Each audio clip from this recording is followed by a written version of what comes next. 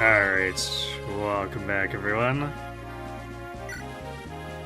So, 3 floors left for Lagdou's done. And we move on to the Path of Radiance version. Which is not Swordmaster centric, but because of the way that supports pan out for the cats, we just simply cannot escape the Swordmasters.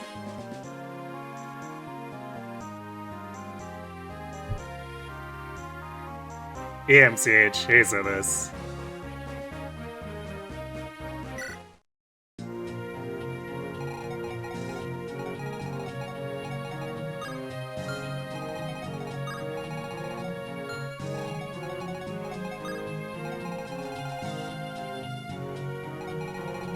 And the shadow shot is way in the back. Fortunately, we have Purge. Does this one actually get... Well, it ends up with 0 attack speed, so it still gets doubled anyway, but does it get 1 shot? 55 bulk.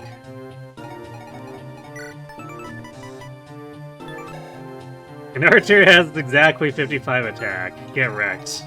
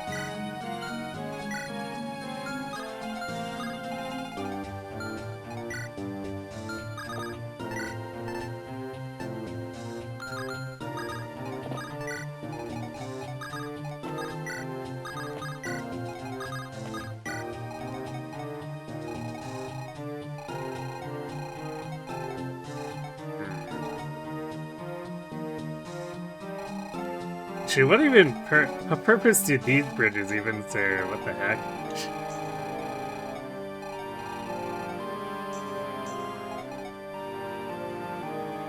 I guess Dodla or Pirate / Berserker Ross can cross over here, or a flyer can drop, but...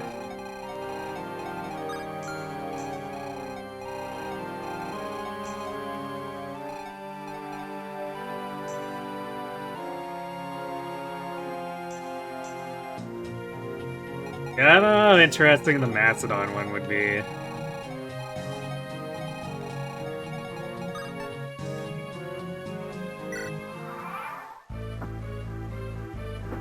Because while I say it's like, we can't escape Swordmasters, part of the point is that, like, we're stuck with horrible classes like Swordmasters.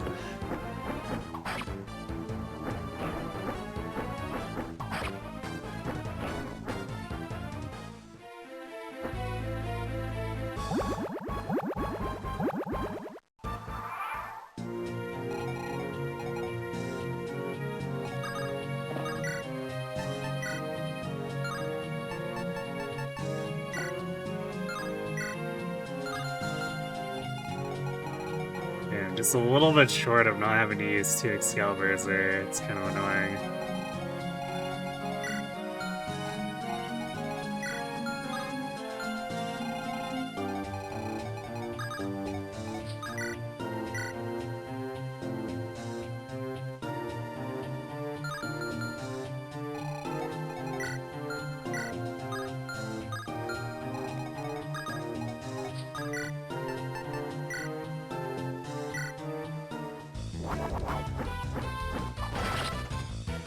Harp Swordmaster calls to me. It's a ghost that won't leave me alone.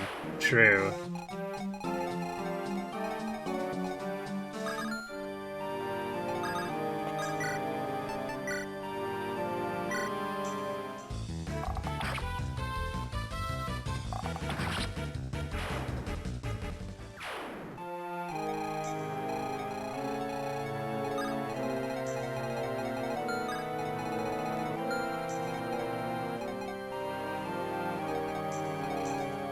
Like, actually, I guess unironically in a way, really.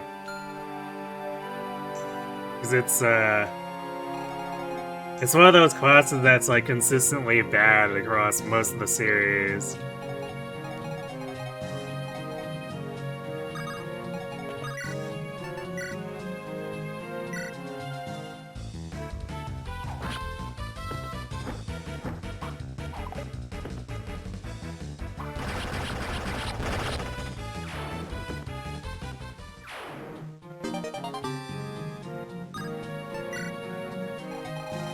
So if we're looking for stuff that's, like, bad, it's an easy pick. It's the same reason that, like, Radiant Dawn cats are also easy to pick on. They're just comically terrible.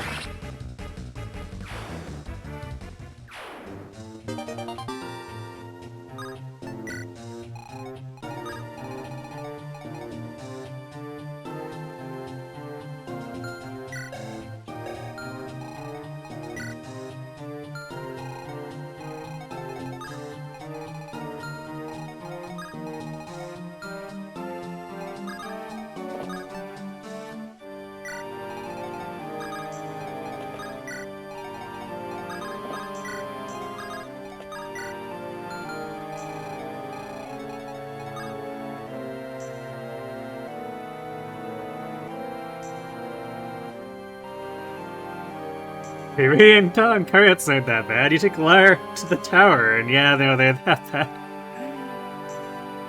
I mean, we had the run we did here where we took all 3 cats to the tower. That was a run of all time.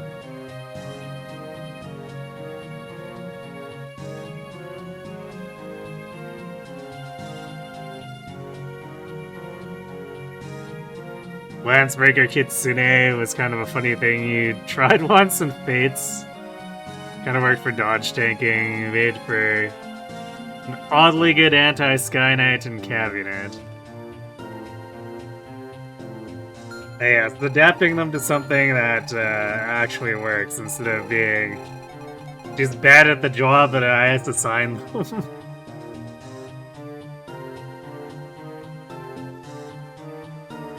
Yeah, it's always that sword or some other weapon type to swap to, though. Whoops.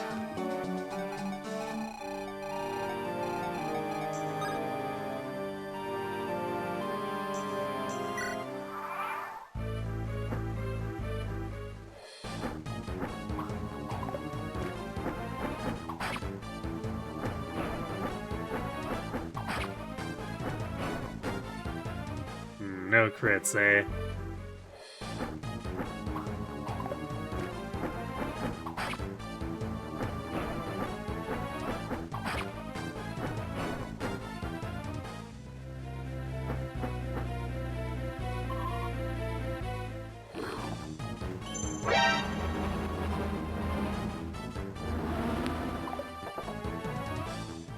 Nice try. Congratulations, you wandered into Archer's range.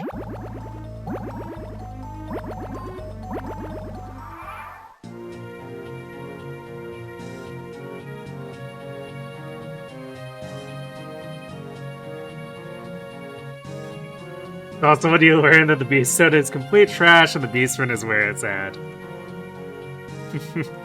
Yeah. Like that run where I was using Keaton, he was beast reading probably 95% of the time. Even the Beast Stone Plus is something that I very rarely swap to.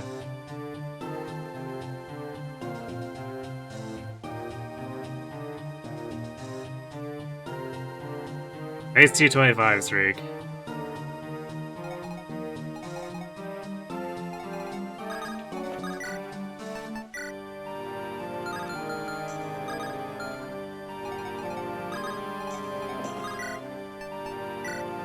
Well, I guess upside here is we for sure don't need Excalibur on this guy.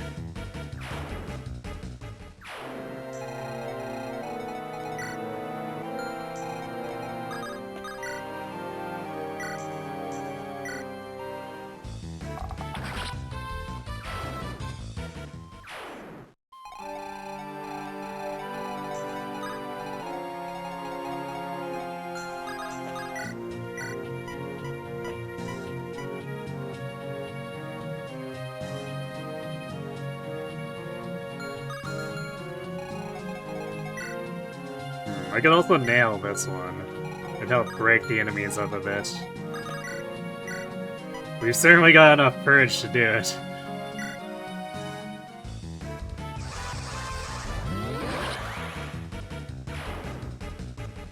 What's crazy is that your previous streak was around 170 or so before missing a day, and then starting this one. Nice.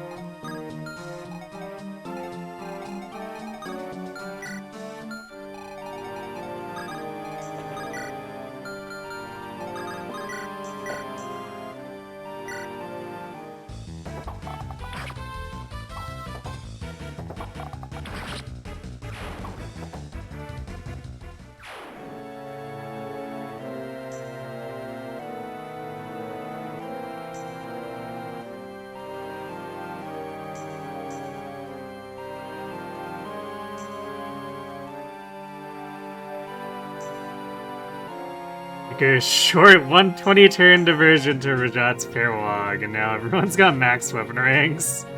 They're 5 levels out of the curve.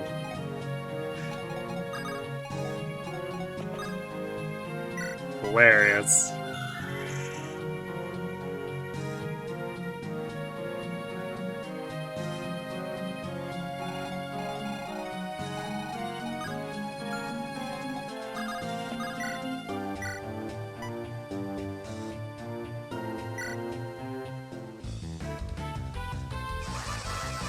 Casual 126 damage.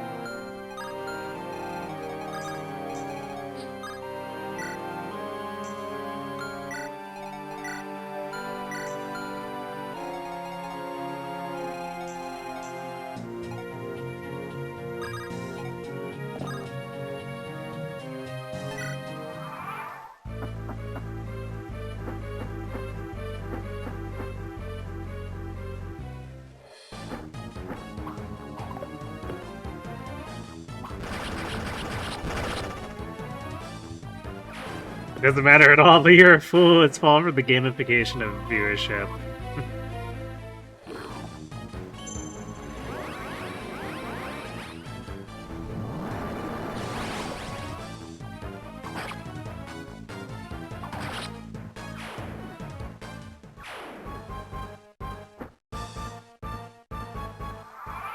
Did that?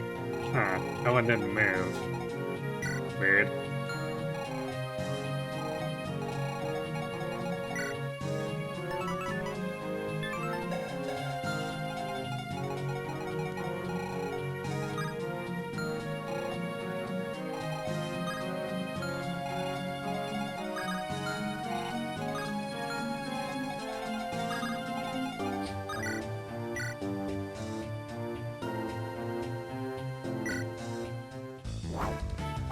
Nice. Save those javelineses.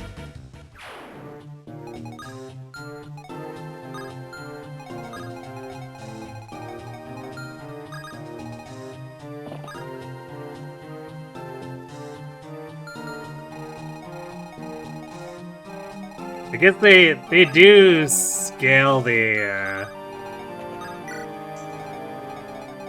channel point gain on the streak too, so it's not the biggest thing to get from it, but they at least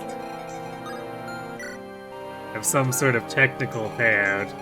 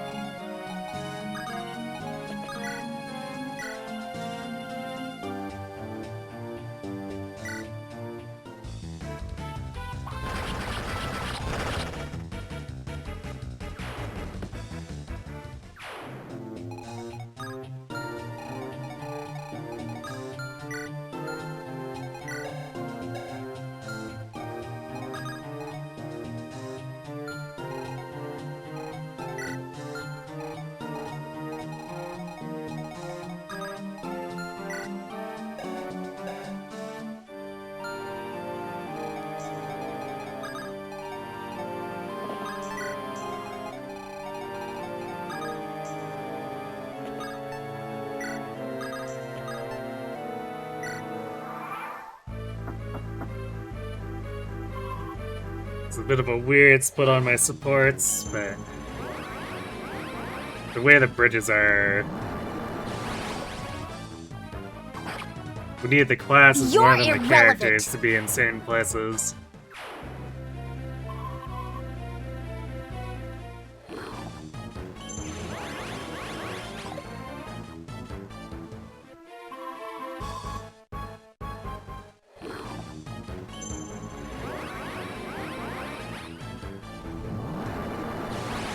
Yeah, it's funny that they will sometimes just randomly have worse weapons.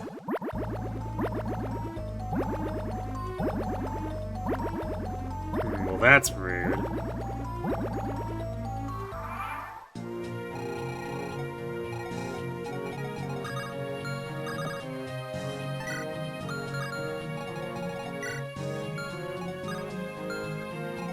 Thank you!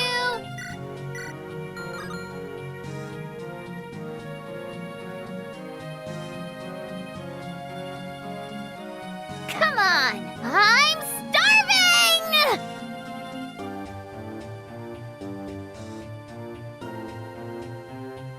It's true, you can feed gremlins.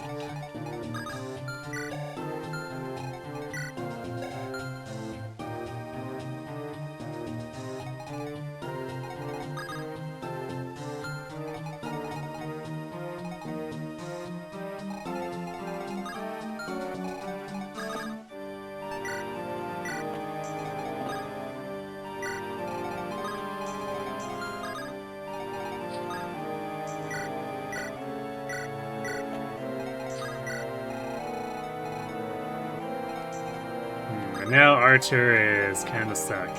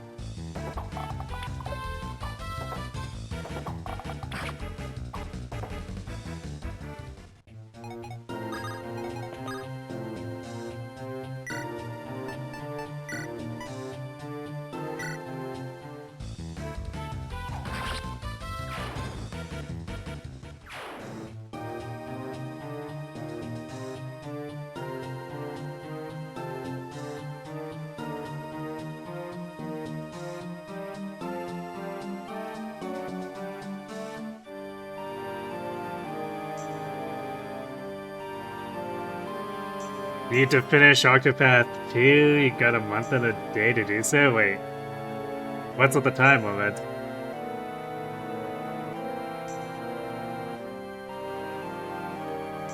Or... Wait, so like it expires in your brain or something?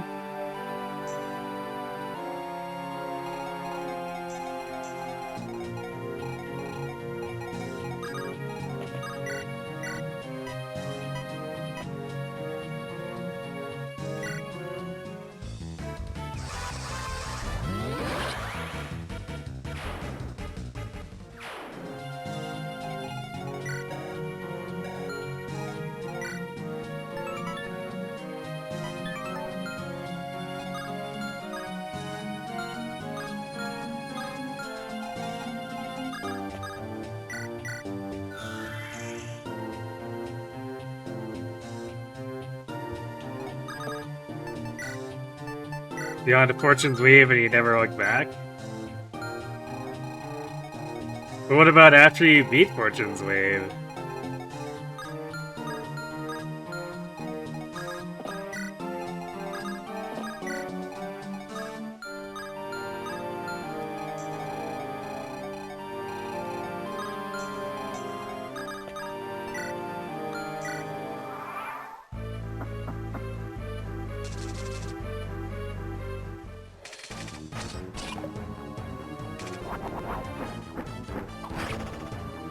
The Elder Bale has a few hit points.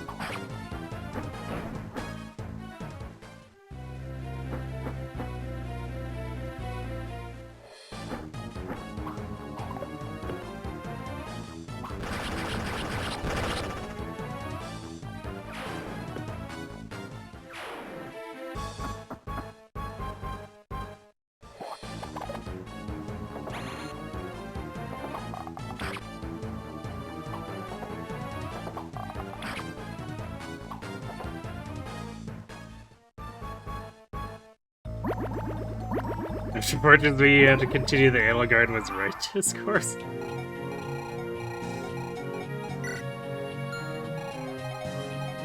Yeah, I don't think you really have to do that. That self-perpetuates on its own. You can just leave that and it'll just do that on its own, and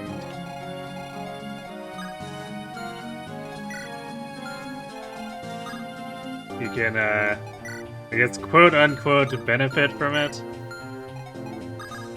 that way, without having to put any effort in.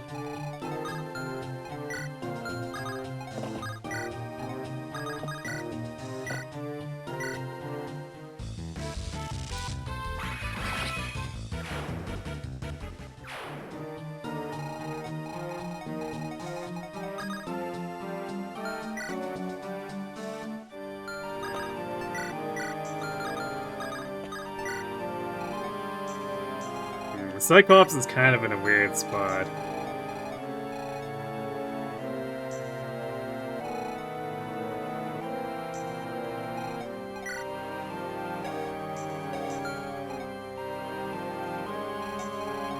Might have to start blasting. Because if he comes down here and this bridge rebuilds itself without Arte being able to get out, then we're probably gonna just have to purge that thing to death.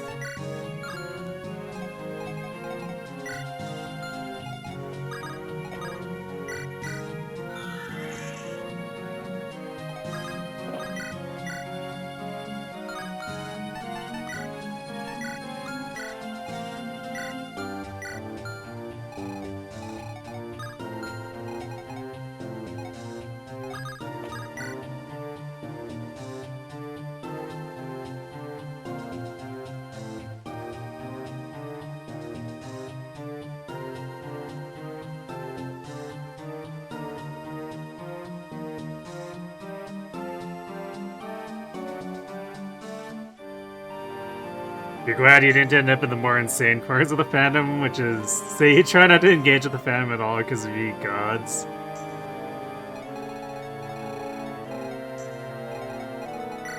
Man, I don't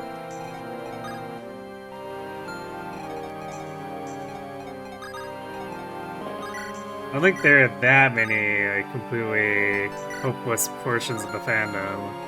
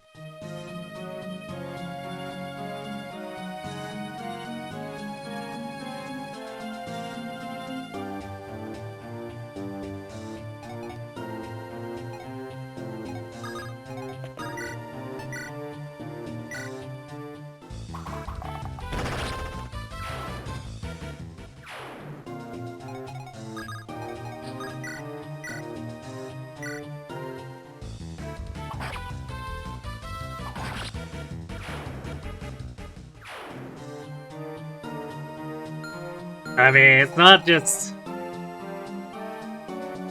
Yeah, not just internet fandoms. Fandoms in general. I consider the sports fandoms out there where,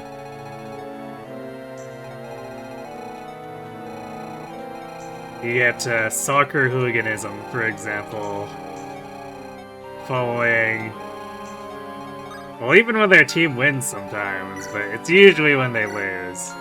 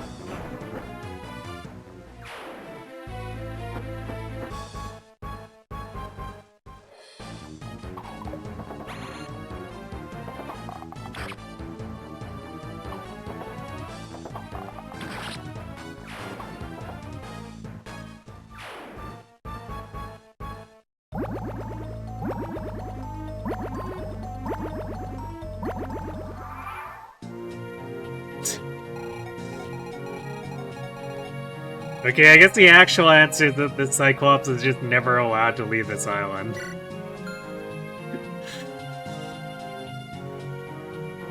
Nor does he seem to want to. He's just satisfied chilling. Don't know why we have to kill him, really.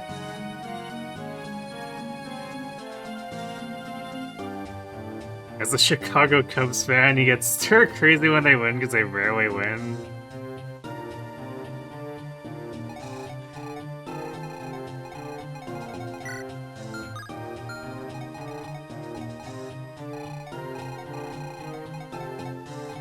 I would hope that doesn't extend to smashing cars and storefronts, though.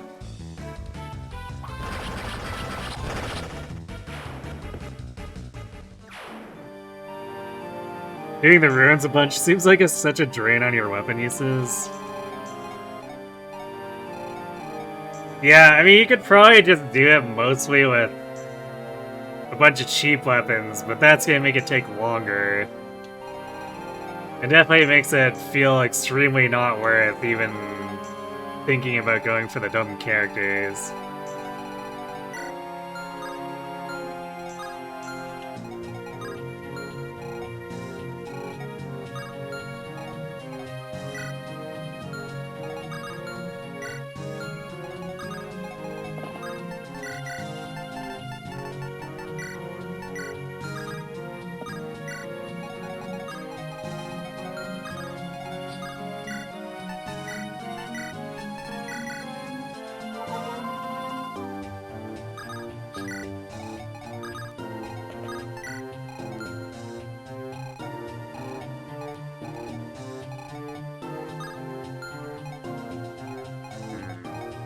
Well, I guess we just live here now.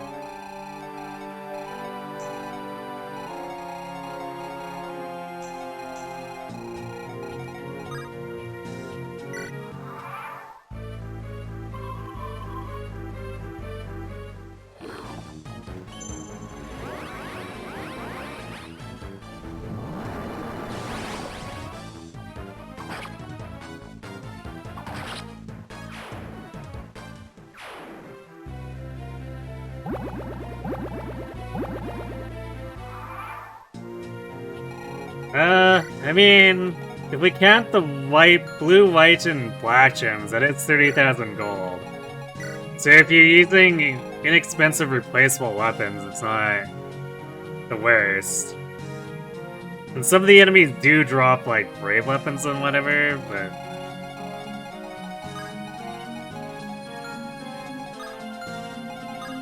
Like, I think, overall, the bigger concern is just that it takes too long for very little gain.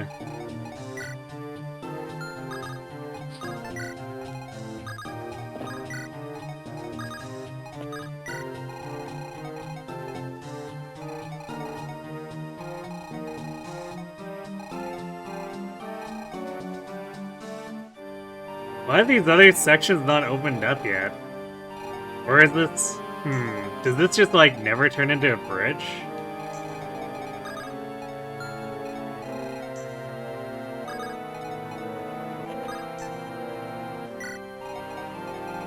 Which, if it doesn't, that seems extremely troll.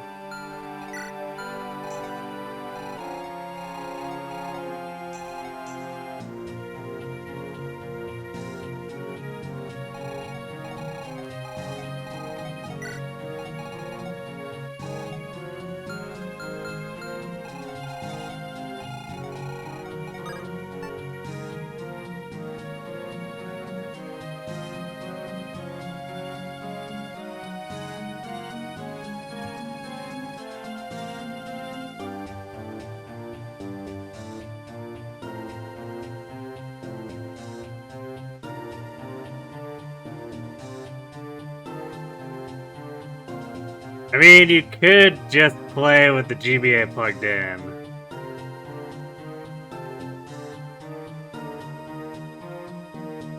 Plus the game autosaves turn to turn, so...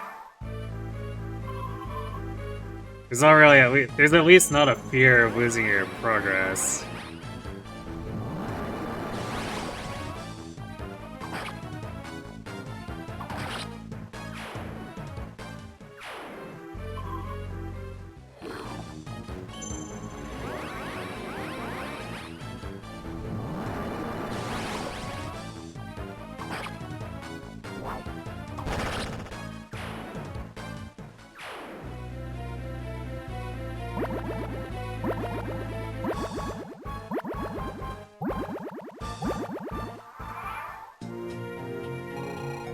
But why? What are these bridges?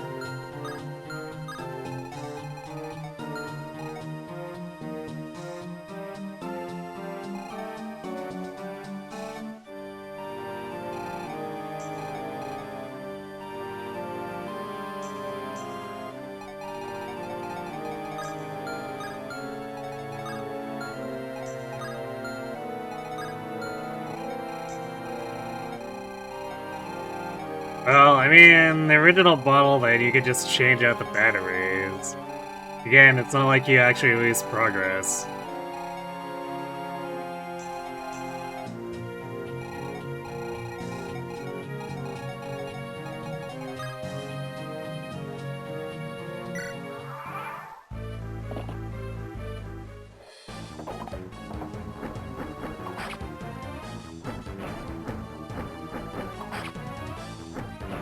So if you're really determined, you could do it. That still begs the question of why anyone ever would.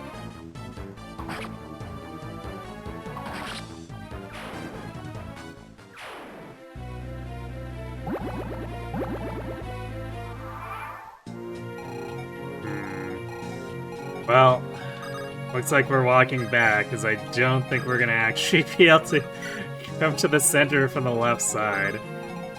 This is such a dumb map.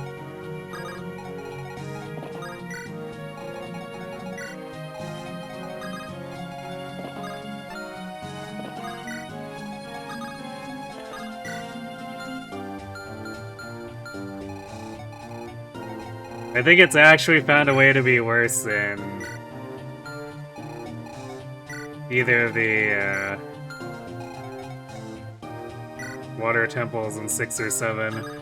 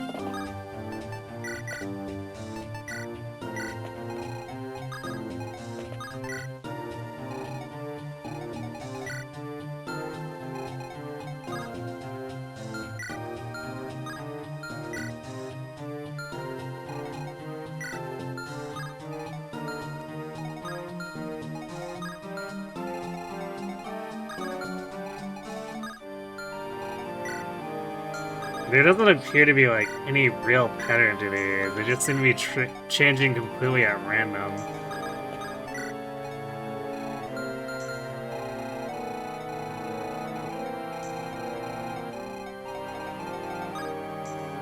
It's not like it's actually setting up the enemy to have an advantage either. They're just getting like trapped on the other side by their own thing too.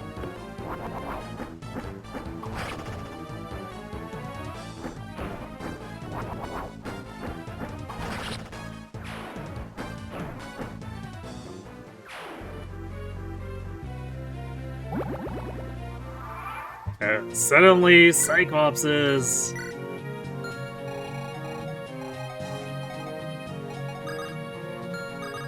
Man, I sure do love route maps with...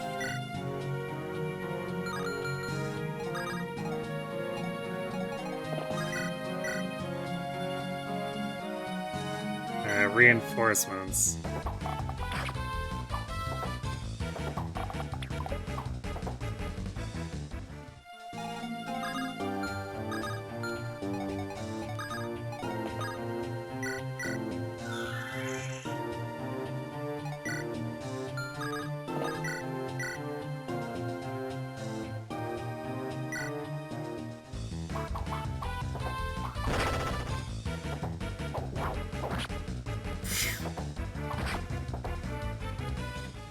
Garrick's just failing completely.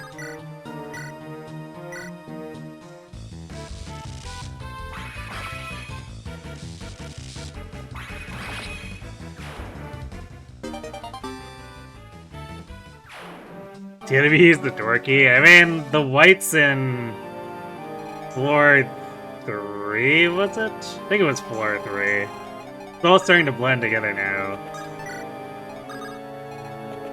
The white reinforcements in floor 3 just came in and started opening doors too.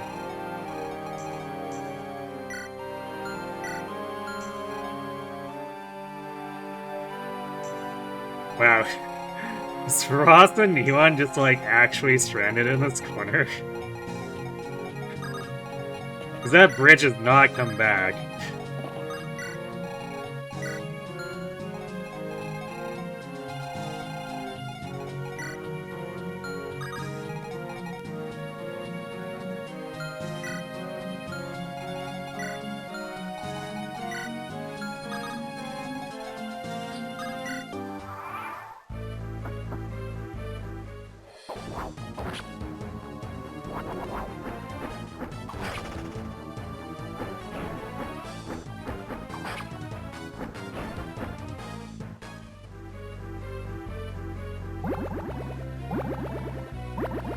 Oh good, it comes back when we leave. I'm glad.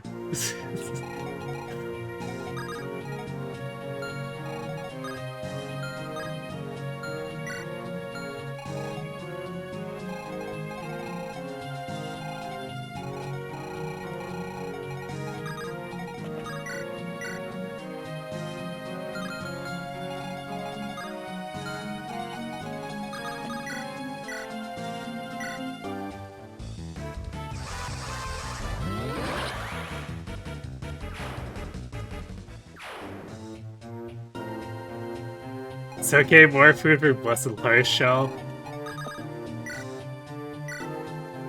I mean, she's already kind of capped.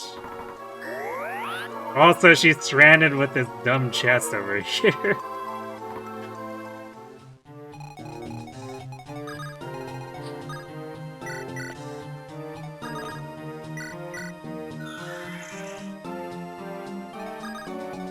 Not gonna be happy if Tana has to ferry everyone around here.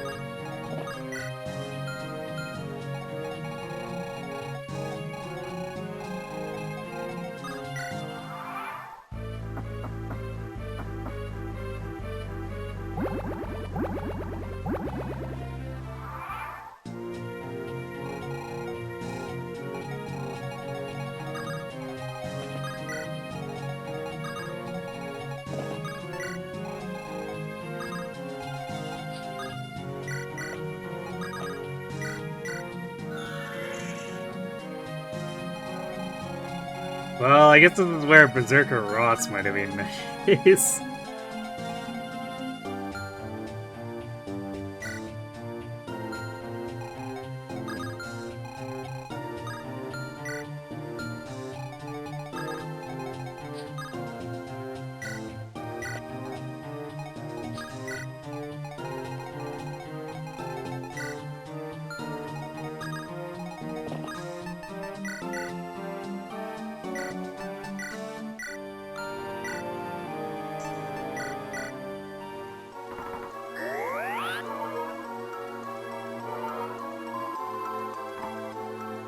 Well, you get before the flying sword horse attack to get out of there.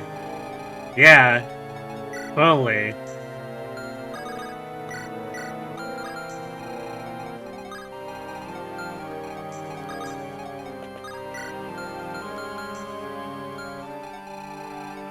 It's not every day someone can be called, unironically called a worse Nomad Trooper.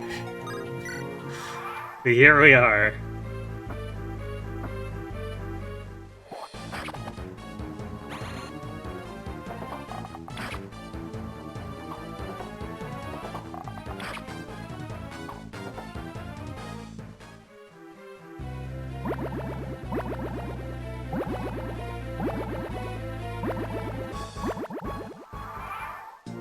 Uh-huh.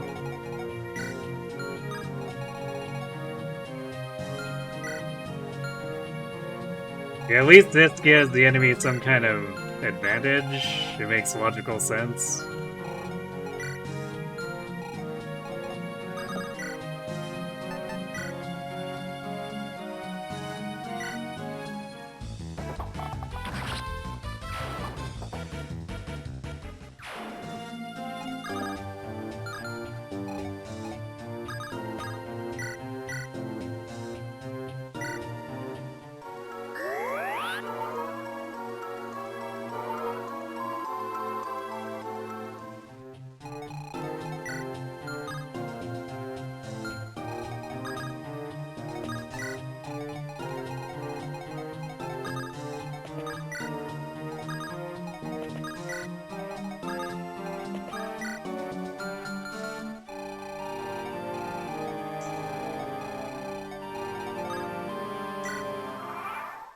But a lot of the other changes in bridges felt either like they were completely random or engineered to be so logical as to sandbag on purpose.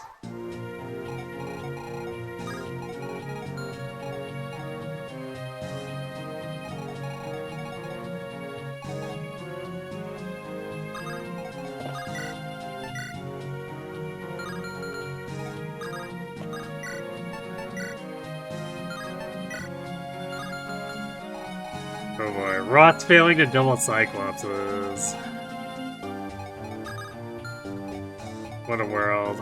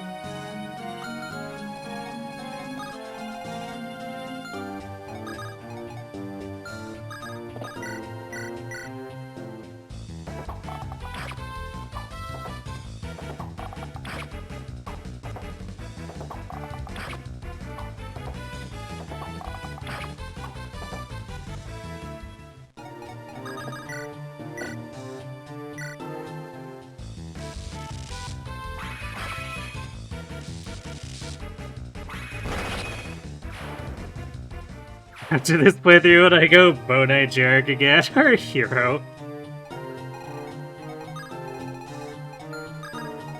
I mean, almost certainly Hero. But, technically speaking, if something specifically called for the extra movement, depending on how badly I need him as like a 1 to 2 range carry, there's like a potential for niche uses with that, but yeah, the default preference would definitely be Hero.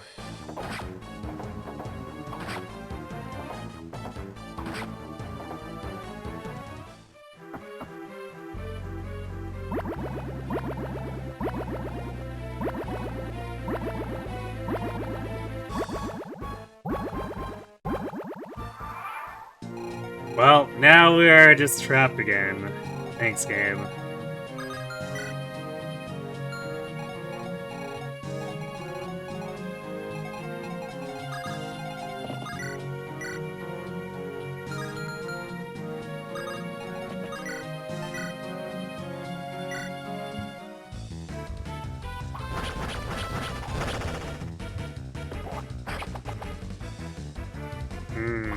Love getting hit by pins.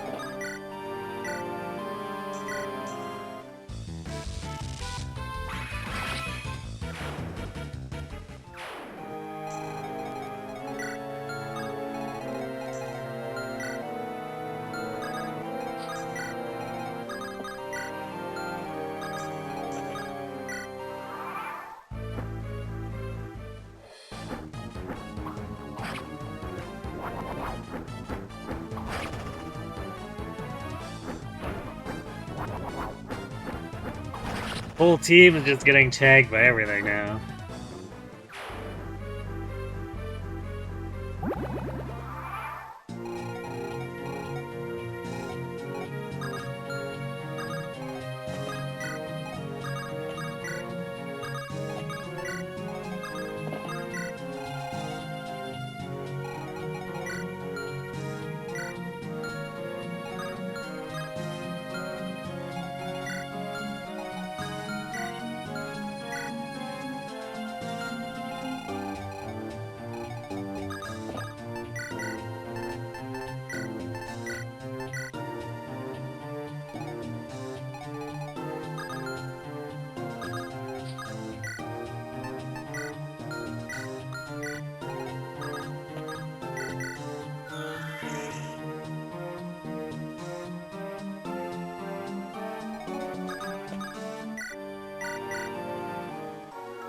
Does anyone else have a real decision on what's their optimal class? I mean, you could probably sort of argue Ross.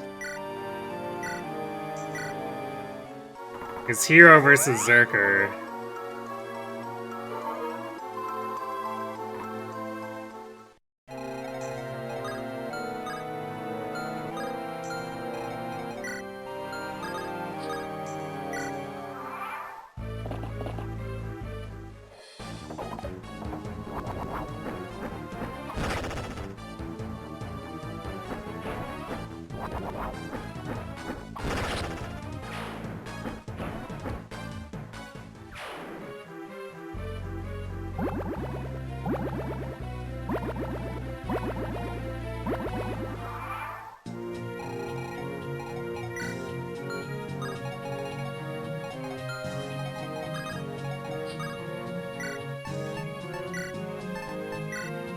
Imagine if we didn't have Tana here. We had to just wait 9 years on each bridge cycle. I don't even know if they're real cycles at this point.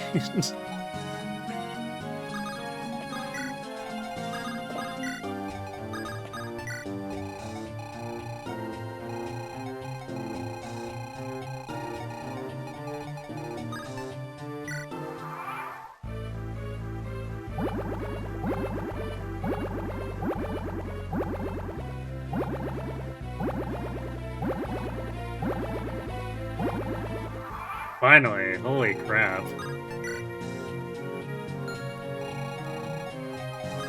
Like, actually, why?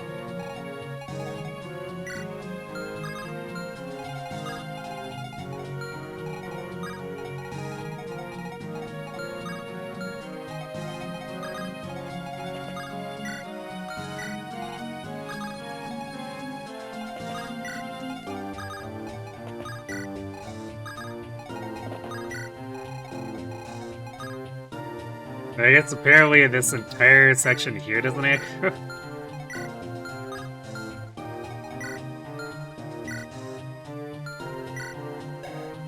These pseudo boss packs are so random too.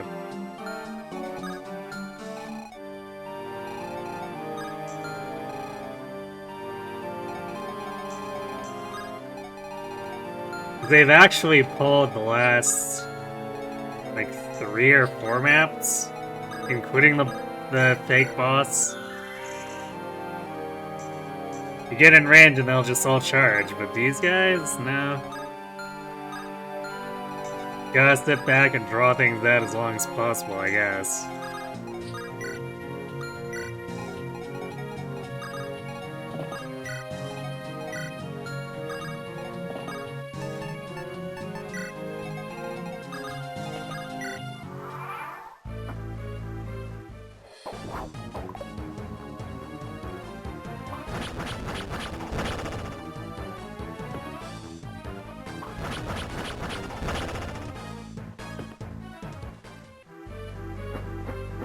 Oh, now they're charging. Like, this guy didn't want to aggro 10 at the last turn, so what? Unless entering these stairs or hitting turn 20 caused their AI to change.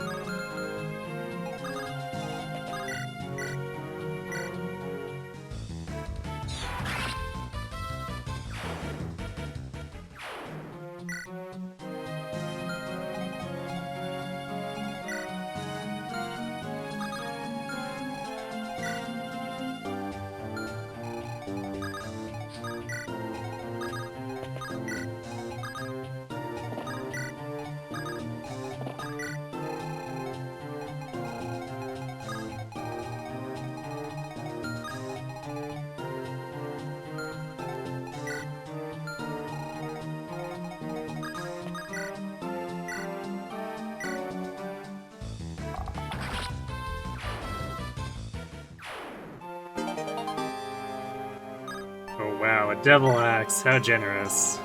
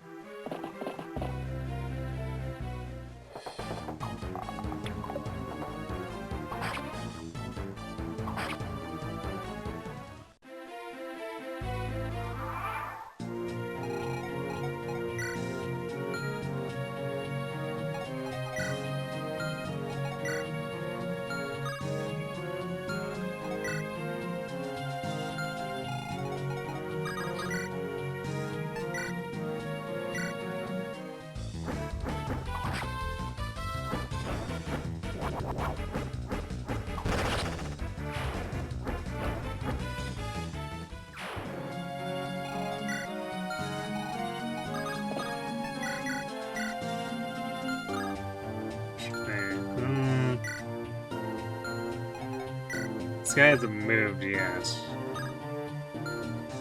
Yeah, it definitely feels like the AI is random and all over the place with this.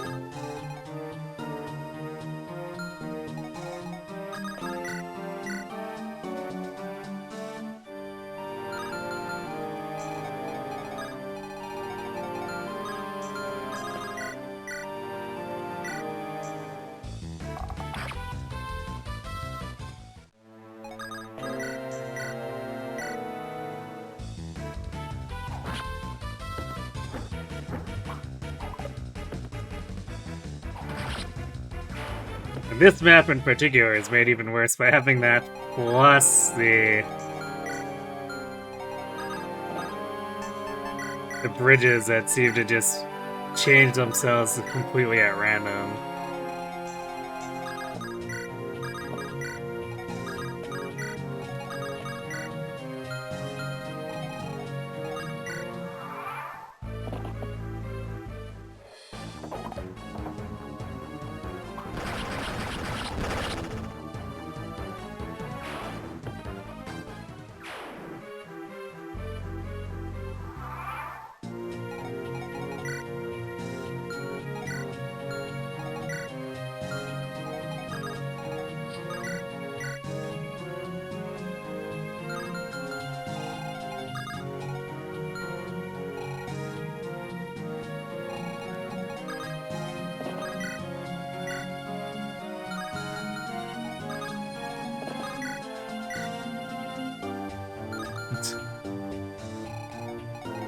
I think Holy Woman might actually just straight up take the kill here.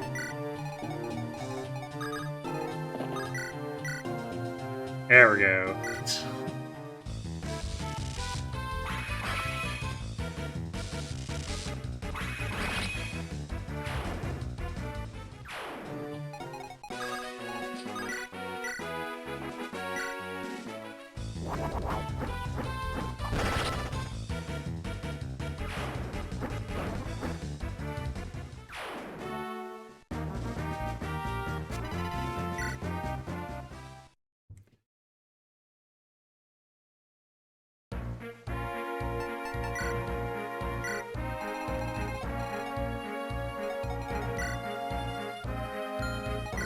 More Shadow Shot.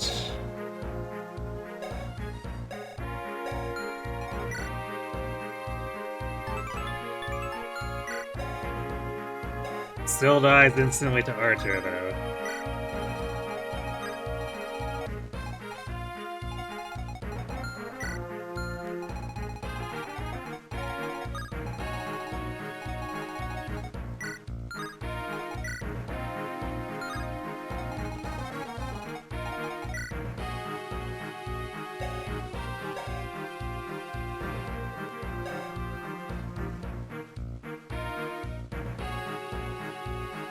So one on the right has one more bulk than the others, but I think the Josh support still allows for one shot. Same with that one.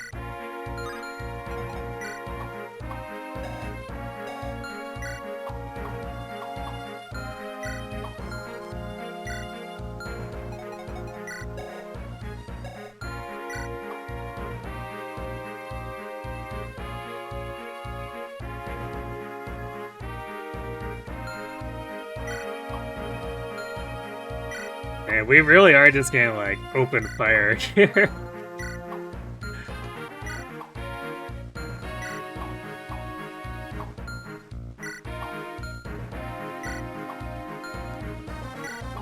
My siege tomes are better than your siege tomes.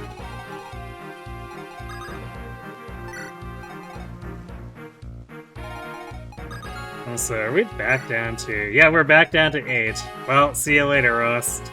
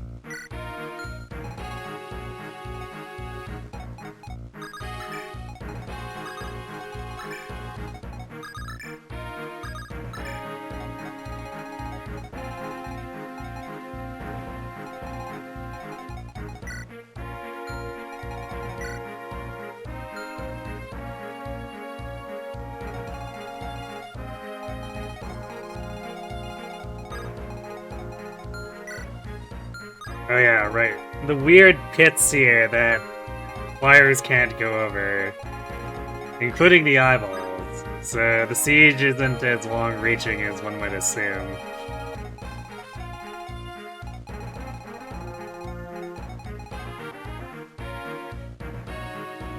It's time to collect Durandal.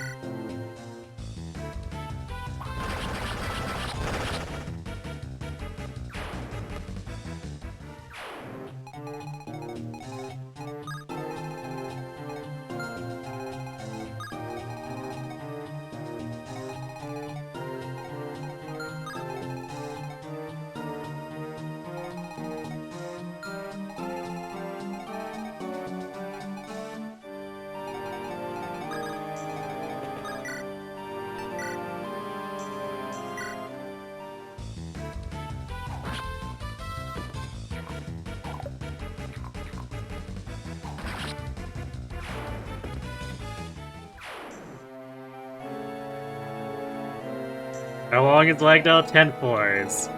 The last floor is a bunch of dragons that we're just gonna whip out the anti-monster weapons for.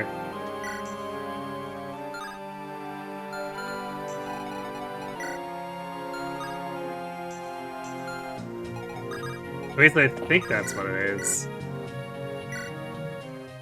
Unless I'm confusing it with Volney.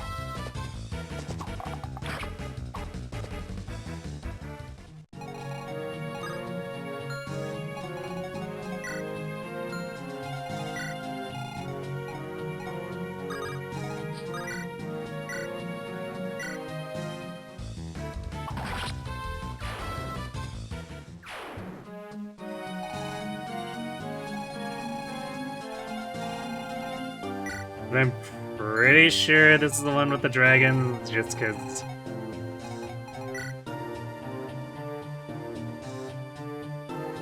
I'm not sure what they'd consider a more difficult Final Four, comparatively.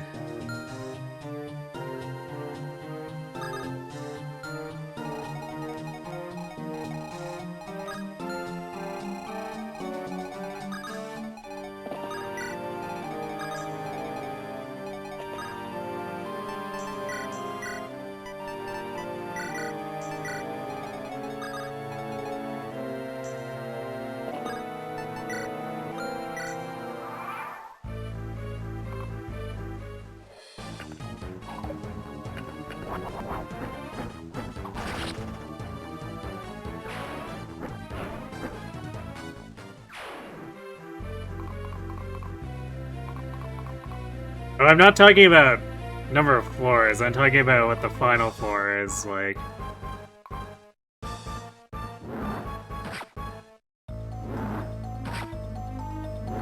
Hey, Sullivan. We're doing Lagdou. No Volney.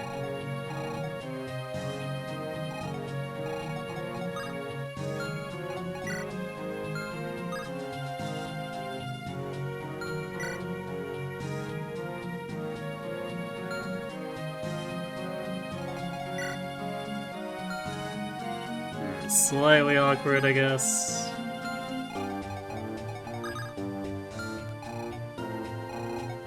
I might just wait to pick these off until we're, like, on this path or something.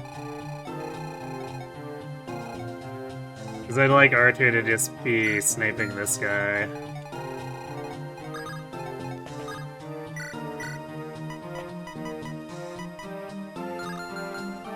But she is gonna need a dance floor, I guess.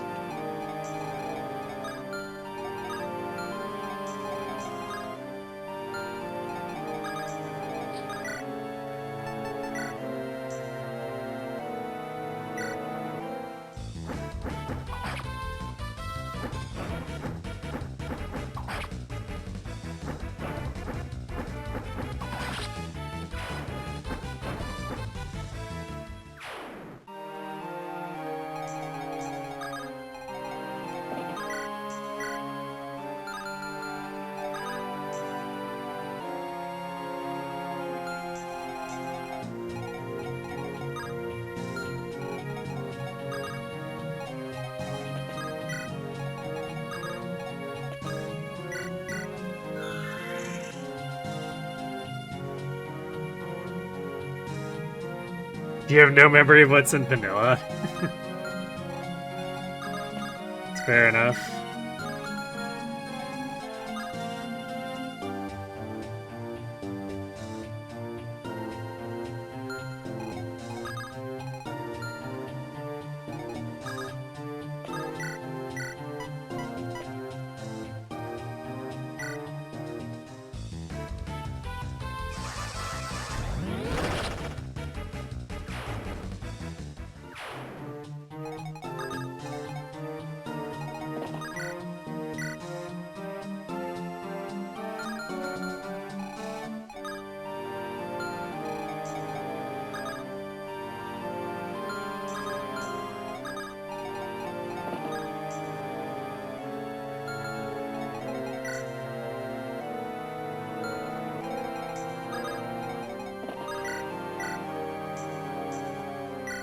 Doesn't really matter too much here, but actually, technically speaking, the spear would be the more valuable weapon, but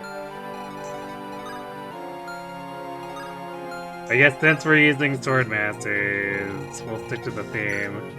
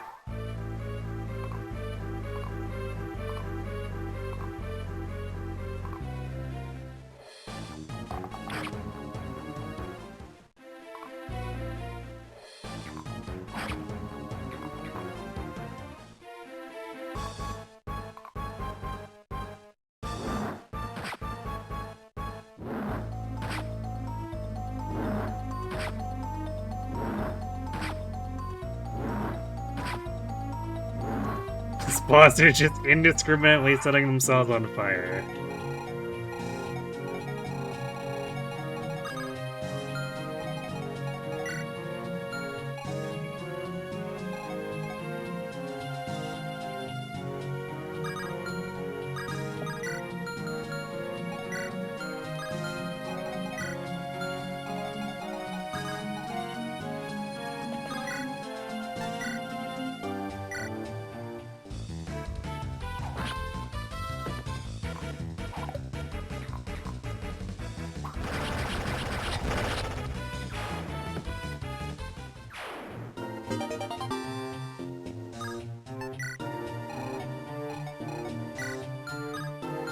But actually, the Shamshu's probably not doing much anyway, too. Because without Erica, we don't have our convoy.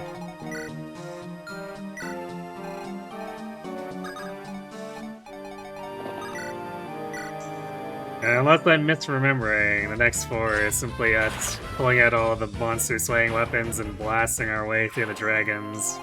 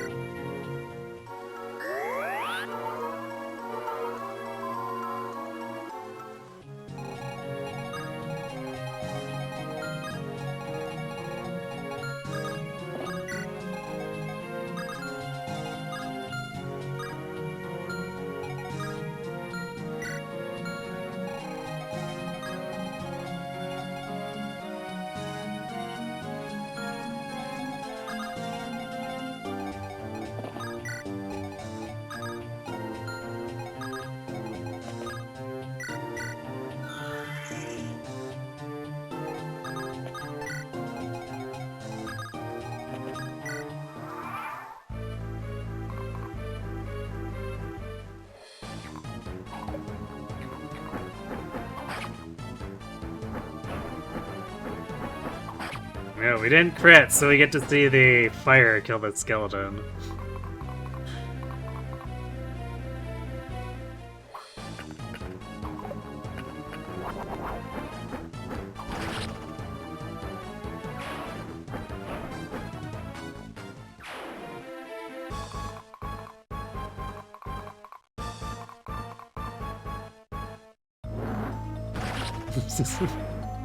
Bye-bye, skeleton.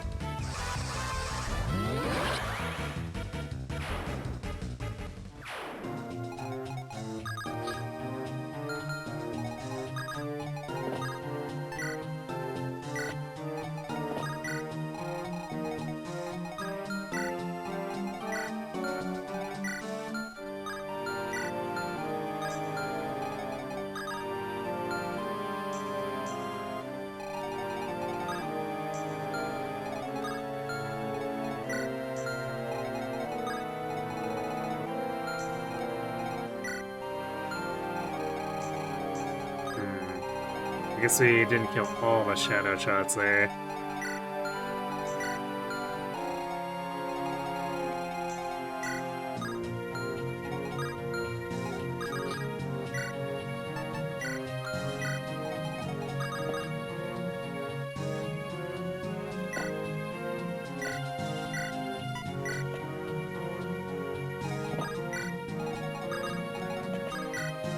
So we won't jump in full bore just yet.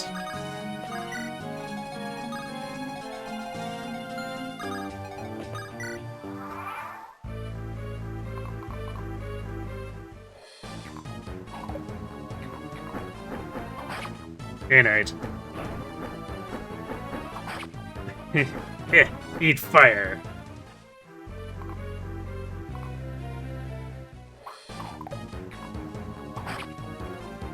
Well, it's going slowly, but that's Lagdou for you.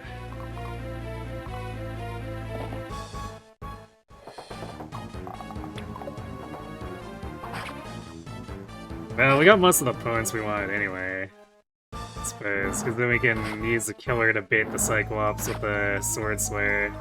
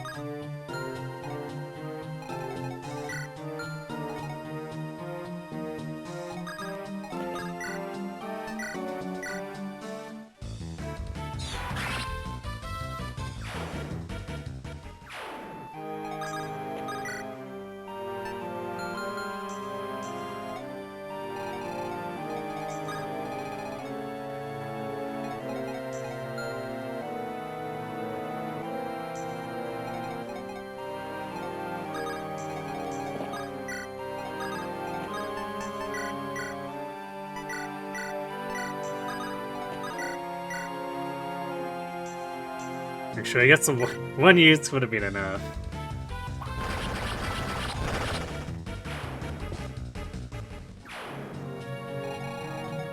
No big deal, though.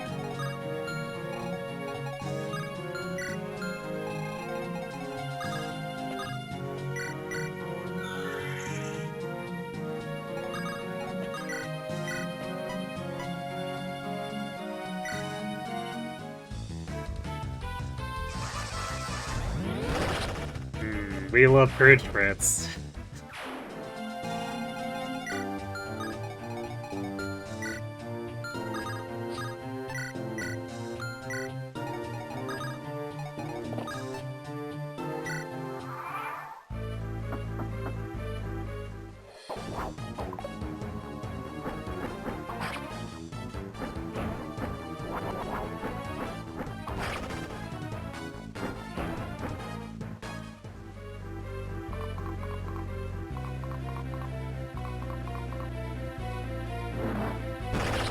Yep.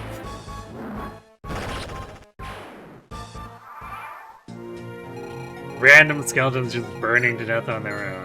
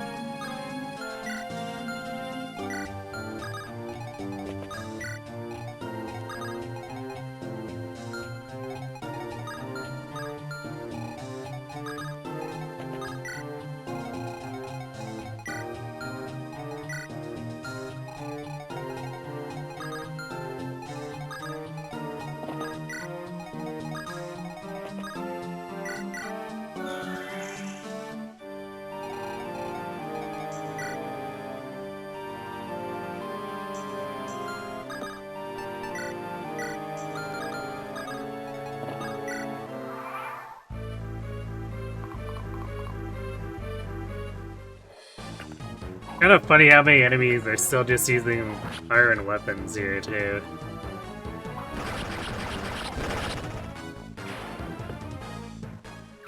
Because their offense is definitely not scaled anywhere near as well as the players.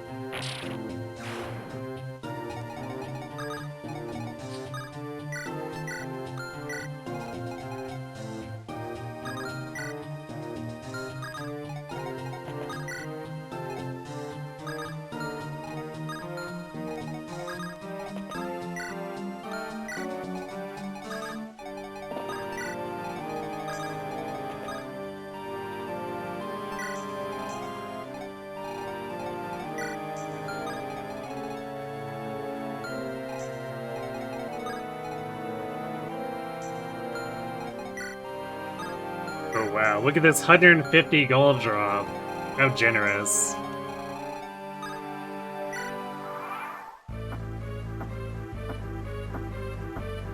Yep, the Cyclopses are Angie.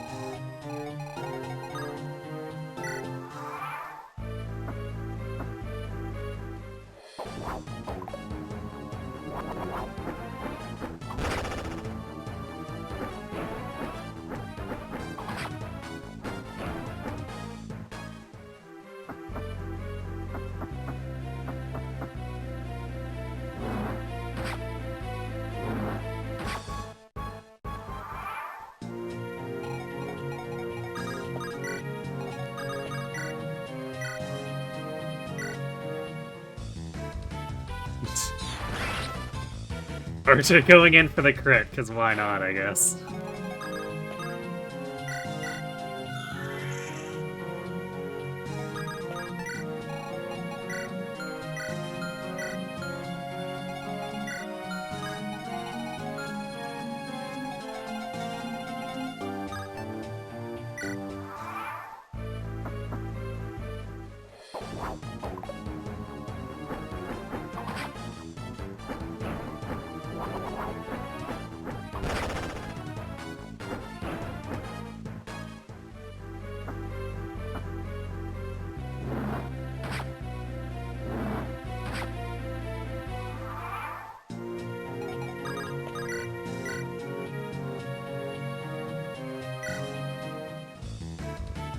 No, more crits. That one actually secured the kill that time.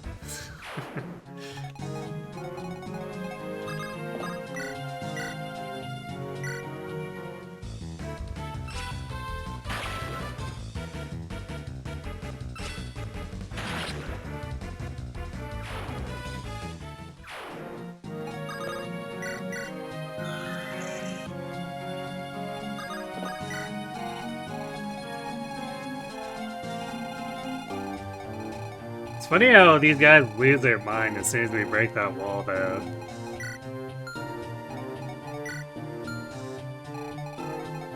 This is really not a particularly good place for them to be attacking us from.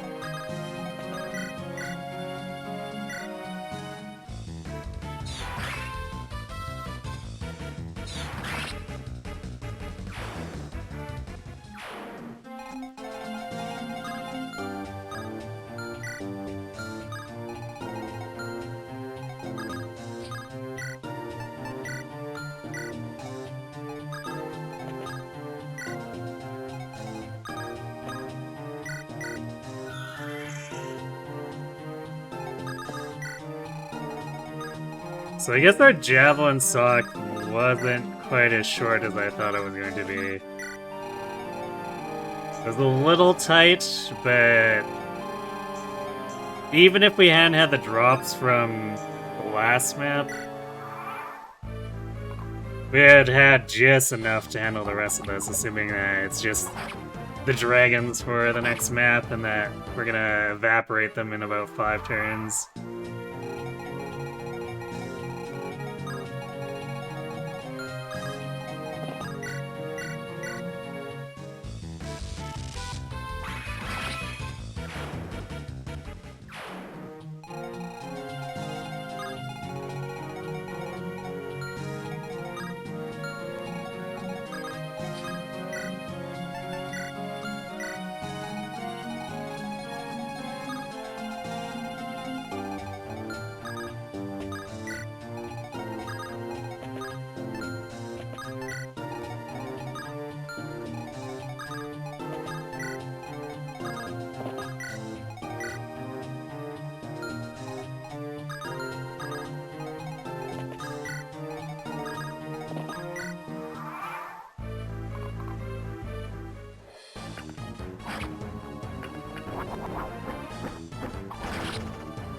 Yeah, I didn't like that.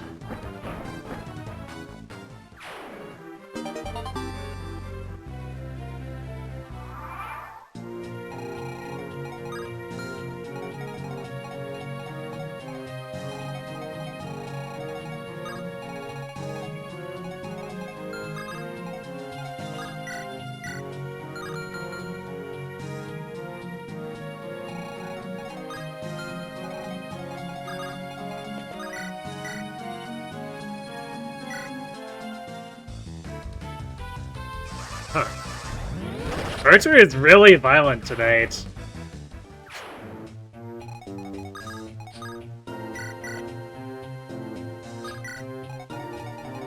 That has to be close to like 40% of the Purge attacks have been crits.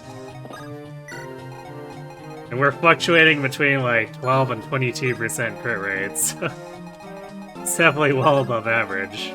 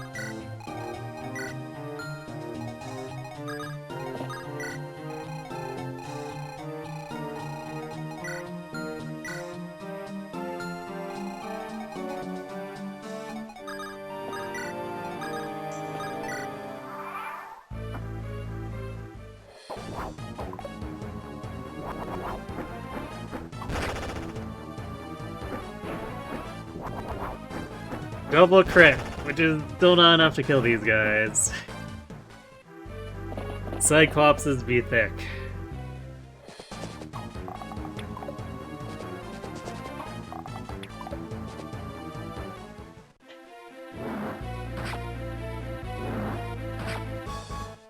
Actually thick enough to get double crit and not get killed by the fire.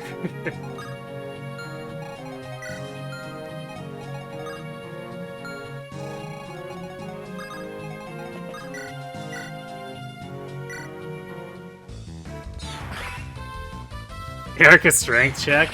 It's the same as before. She hasn't been allowed to be deployed in here. So she still has 9.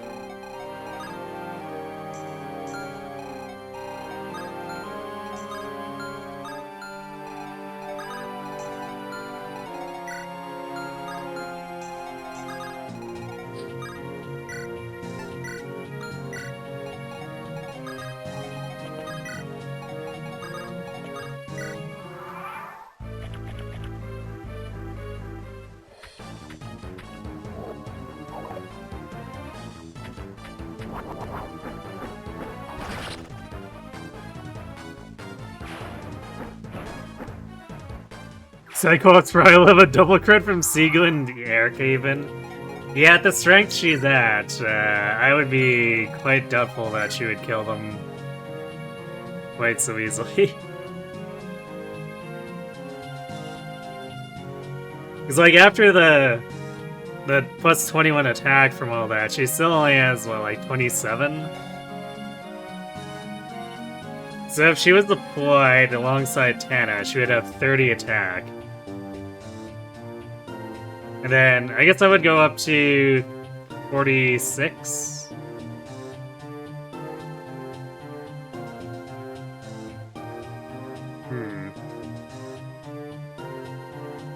So I guess actually she would kill with a single crit, assuming Tana's there. Otherwise, I guess it drops to... No, actually it would kill exactly. Tana causes an overkill. At least against that guy. Wait. Alright, so boss Cyclops. 65 hit points. 12 speed. Bodyguard. 80 hit points and 16 speed.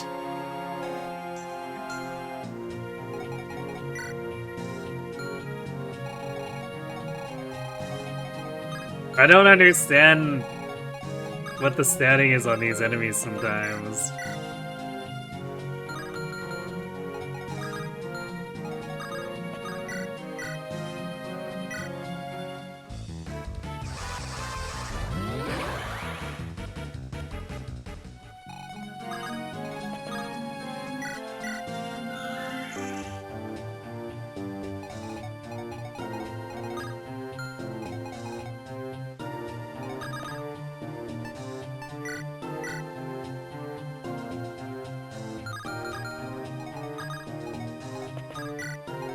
Should have brought Joshua over first.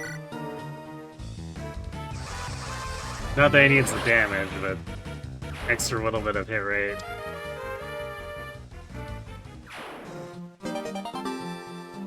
Hooray, we got a tomahawk!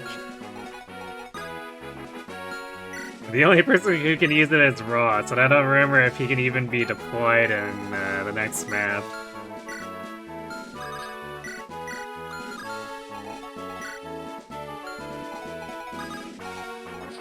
Cause the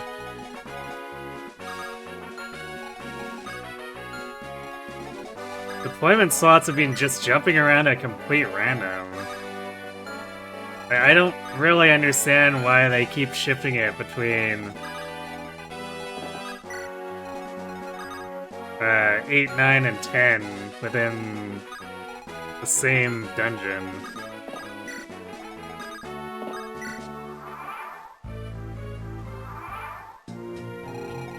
Oh boy.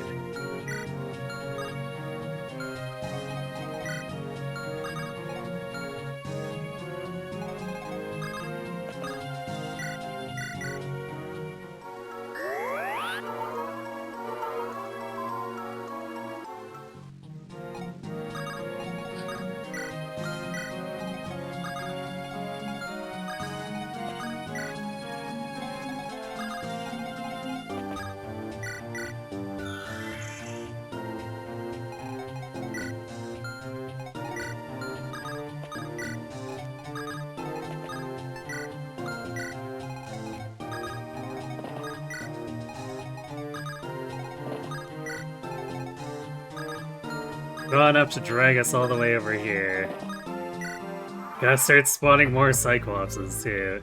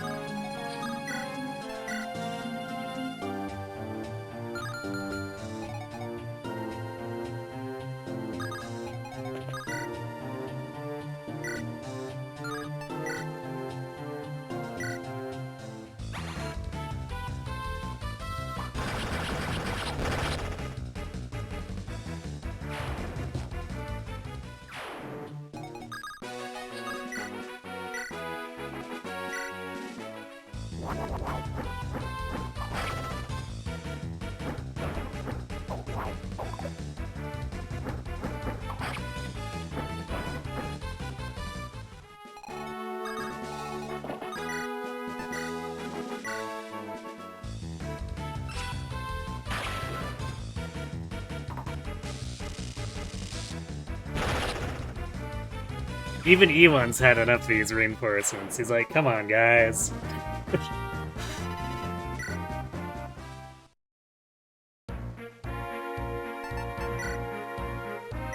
Okay, yep, this is the surrounded by dragons thing.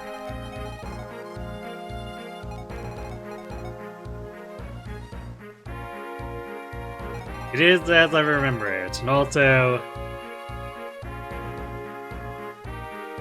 we do not get to use Ross.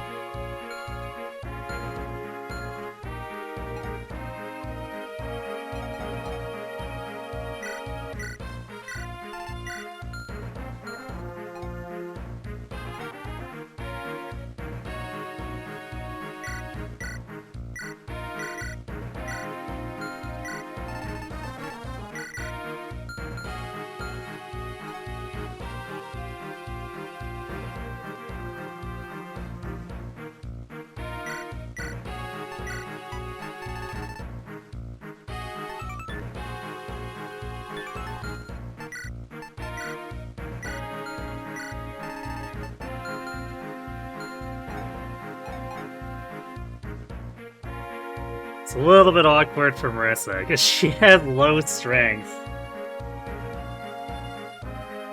Well, actually, I guess just with the Sword Masters in general, we're probably not going to be able to brute force them with that at home, so we have to figure out a way to trade it around.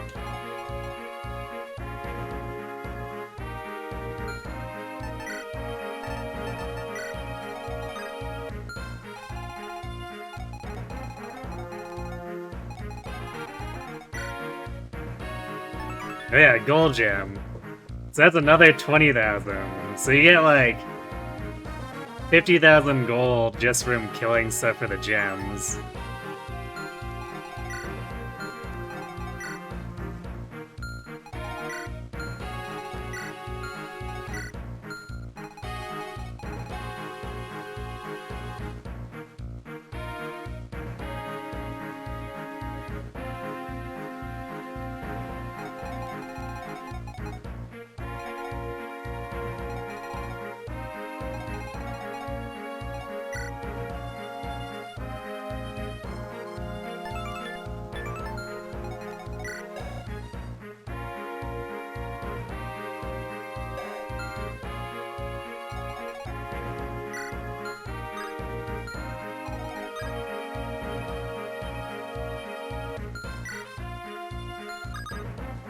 I don't remember the order they aggro in, too, because, like, that's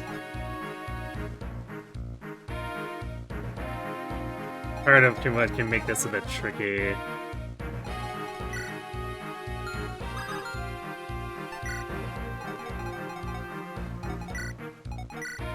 Because fortunately, they don't just jump you with everything from the get-go, because that would definitely kill someone.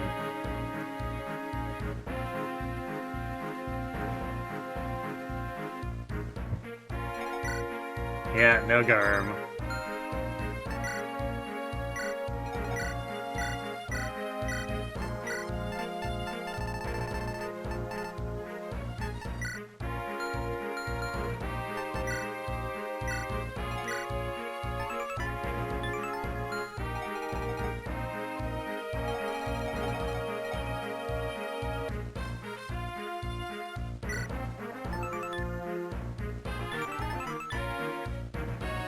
You know, the Brave Bow has almost as much might as the Nidhogg, except Garrick gets to attack 4 times.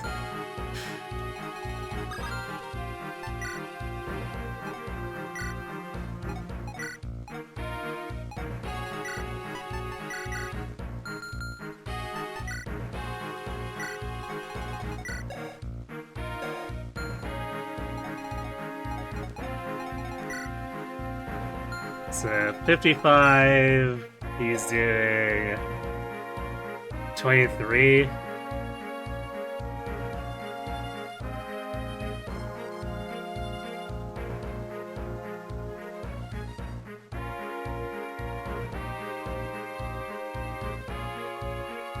That just barely kills this too. Overkills it by 1 health.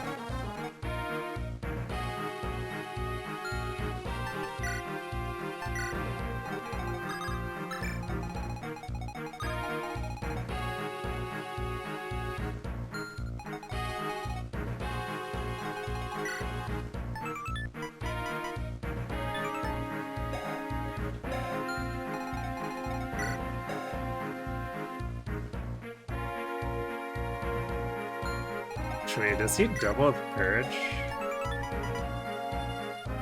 Because he's losing 11 attack speed, so he has 12. Oh my god, he doubles this Draco zombie. No, I guess not this one. There was an H speed one here somewhere. He doubles this one.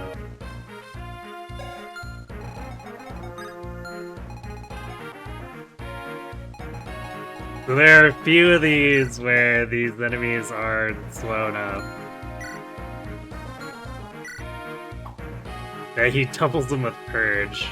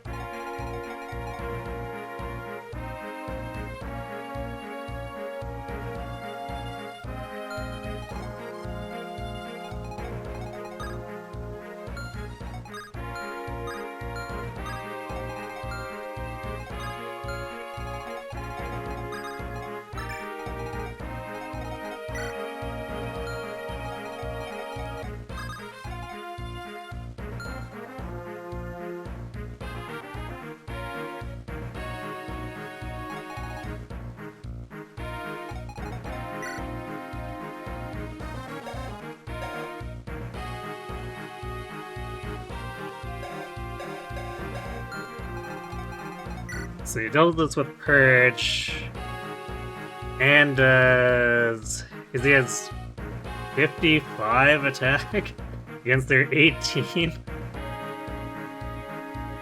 So kills this Draco zombie in 3 shots. Bishop's kinda good.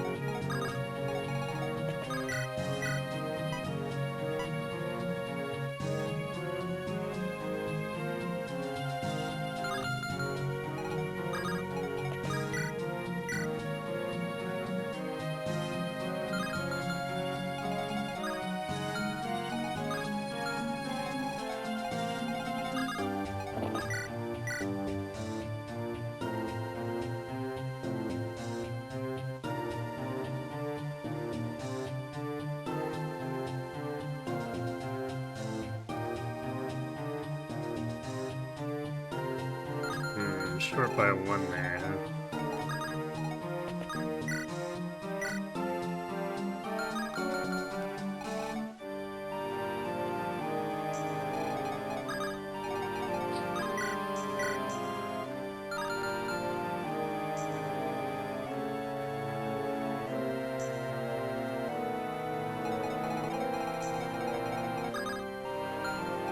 Does this one just have a lot more defense?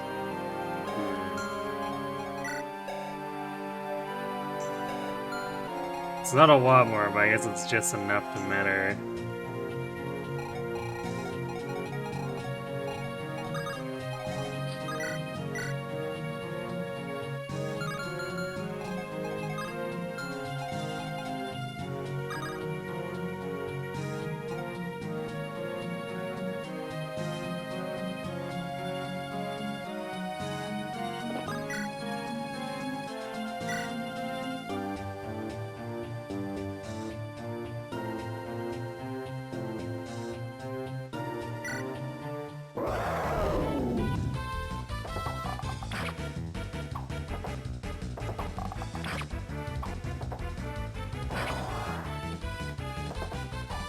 Oh. Garrick is like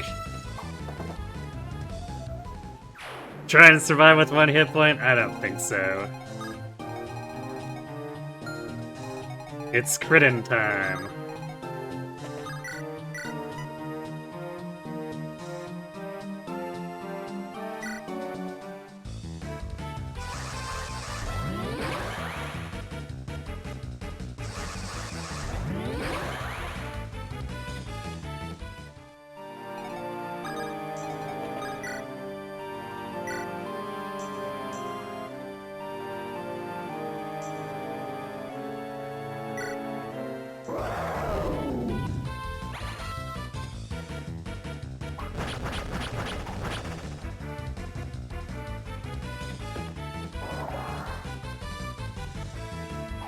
Josh the Jukes.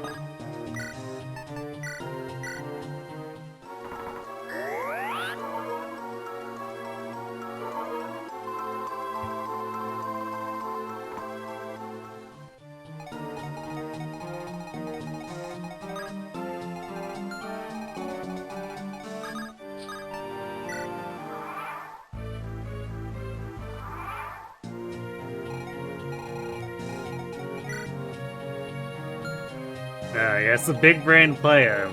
Do absolutely nothing.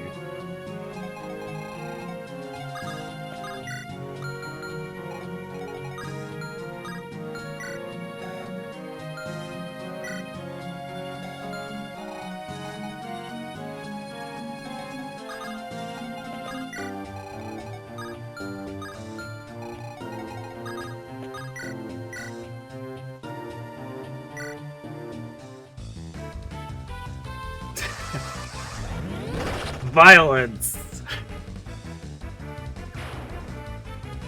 You're sure General Amelia could have tanked all these zombies.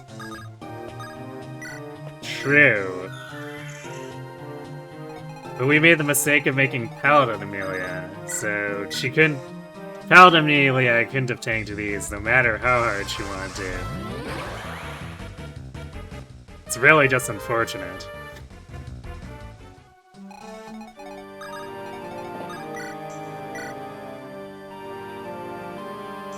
Speaking of actually doubling with C-Shims, he wins actually? Yeah, he does have 13. So he's actually a little bit better at it than Archer for doubling, but even has the downside of he does not have Slayer. So he needs 2 attacks to basically do as much as Archer's doing with 1.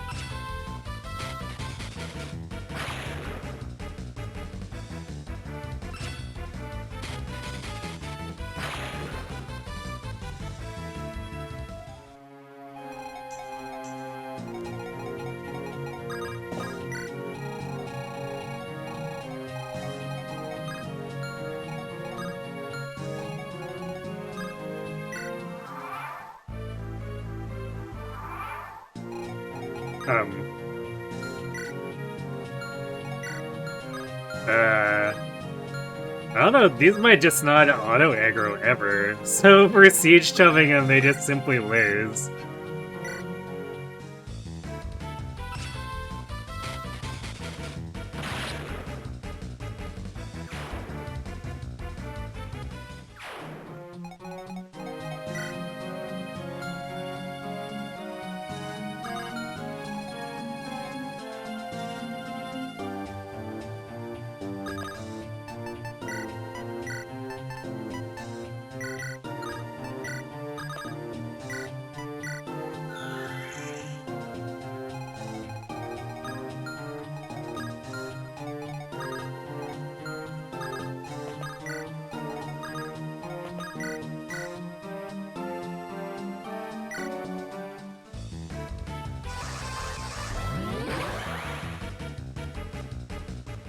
Ransom H, it's only 3 more moves in the end. Yeah, that's true.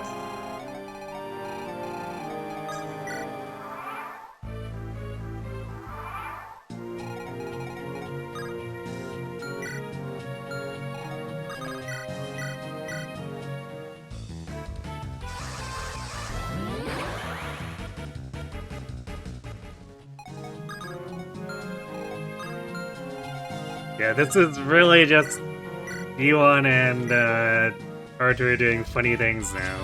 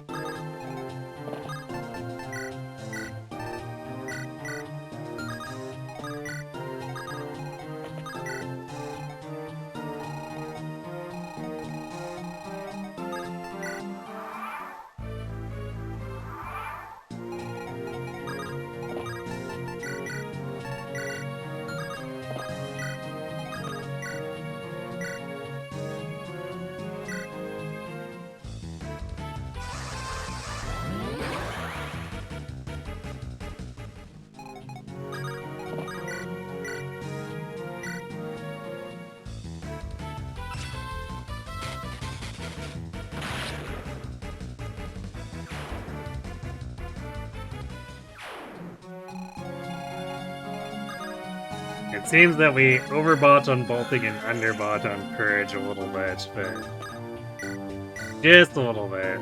Oh wow. Right. I was like, oh yeah, there is this one that is slow enough that Arthur is doubling.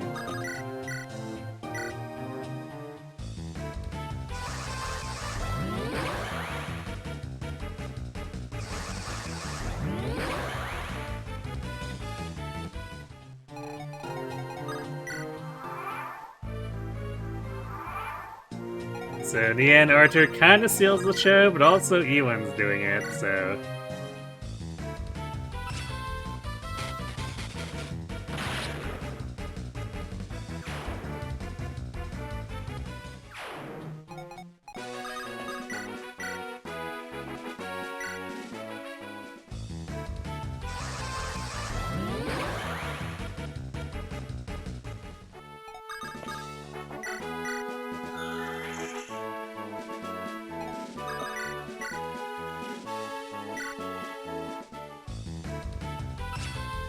There we are. Ewan gets to close it out.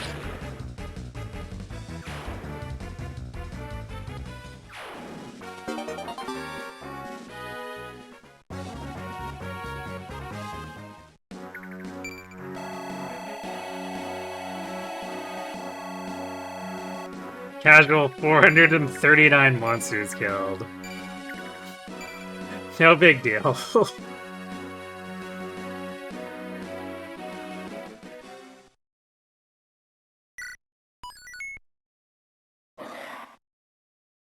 Okay, well... That's... Oops. Didn't mean to actually go in. I wanted to just click Erica. Ooh, we can use photo. So...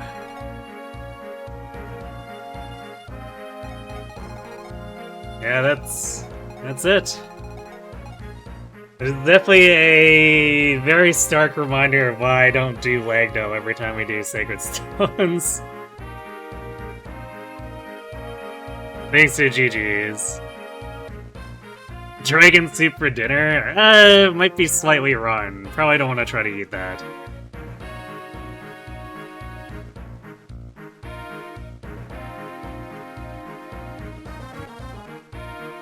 And of course, it was exacerbated by us dragging some sword masters here, so there was a lot of giving enemies free attacks and whatnot.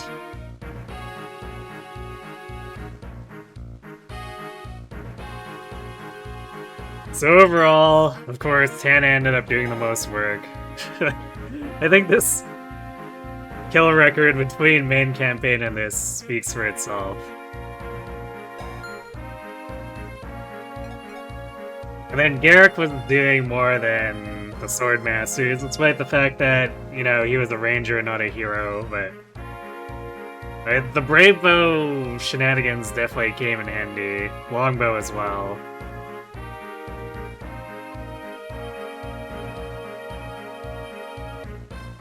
So there were situations where he was able to do something in Ranger where Hero couldn't have. However, if we were doing like dual hallway sweeping with Tana on one side and Hero Garrick on the other, we probably could have covered whatever the longbow was doing with Purge and bolting.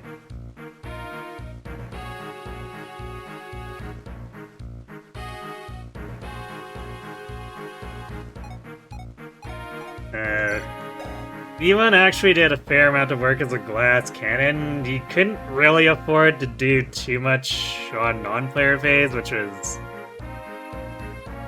you know, something that worked against him, but it was funny to just have like a 9-move Mage Knight running around blasting stuff. And it definitely, like 11 threat range is significantly more flexible than what the Sword Masters were doing.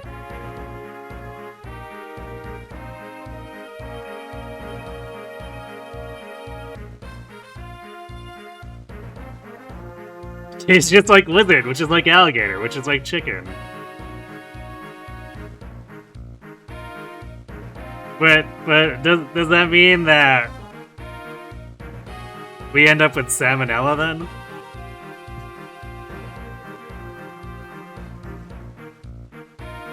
Makes sense if you want a player phase. Yeah, But, I mean, that's the thing is that I would have loved to have a caster that was more tanky so that I could enemy phase. But even though we put... Was it 5 stat boosters into him?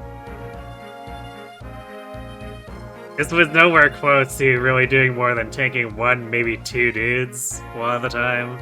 Unless it was something like the really crappy whites, but... those are pretty whatever.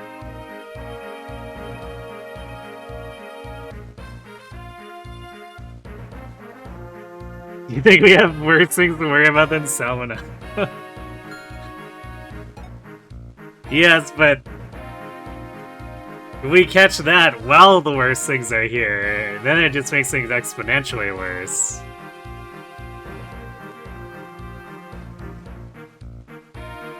You always play through Adam as a staff bot, mostly so seeing 24 magic cap depresses you. You know what? The 24 really didn't get in the way that much. Most of the time you can still kill stuff with Thunder. Like, for the first half of Lagdou, Thunder and Elfire actually killed most targets. And there was the rare time I had to use Fimbulvator on him. And then of course there were a few times we used Excalibur. But like, for the most part, 25 or 24 magic plus the basic tomes is actually enough against most of these enemies.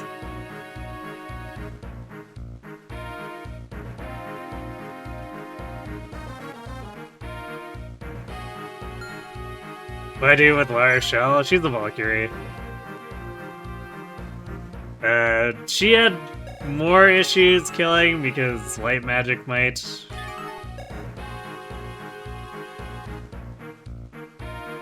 But she could still chip easily enough. Also, big res tank.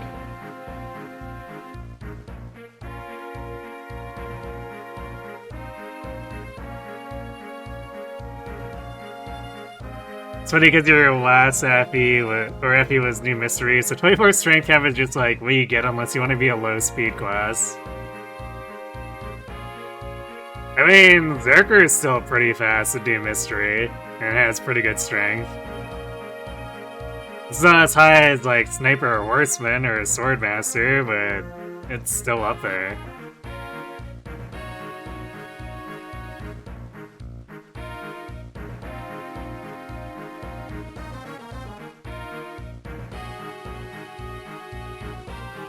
Seems like an unlucky Lara Shell. I mean, what do you mean? She has cap magic and speed. Like, sure, she could have a little more res or HP, but I'm pretty sure she got blessed on defense. Because there were definitely points in the game where I looked at her and went, I'm pretty sure Lara Shell shouldn't have this much defense.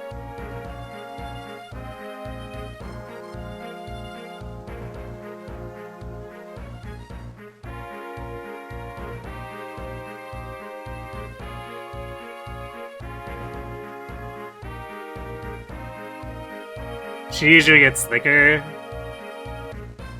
I mean, I don't think it would have mattered in any meaningful way. Because even with her defense blessing, she didn't really want to be fighting physical, and 27 res is enough that most of the magical enemies just simply get walled.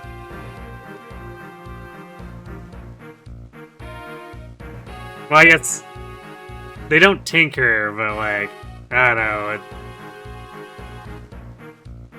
When she gets it down to, what was it, like, there was 36 attack eyes, maybe a little bit more. So like, when she's getting them down to around 10 damage, it's not that big of a deal. Actually, it'd be less too, because the Crimson Eyes are dark magic, so she'd have 1 additional res, effective res. So like, there's not really any meaningful difference. Still doesn't want to be near anything physical. largely doesn't care about taking damage from magical.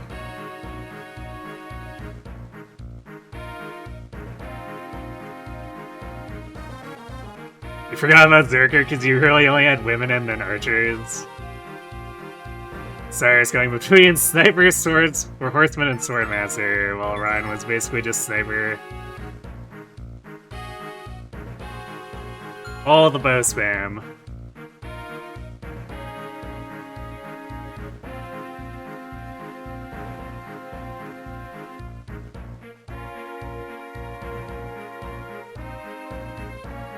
Yeah.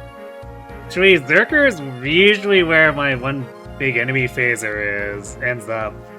Who then usually ends up being my horseman. So like Chris or Luke or something. Or in Only Feet when Ryan was a Zerker. He probably would have been in that for a while and then gone into horseman if it was an unrestricted run.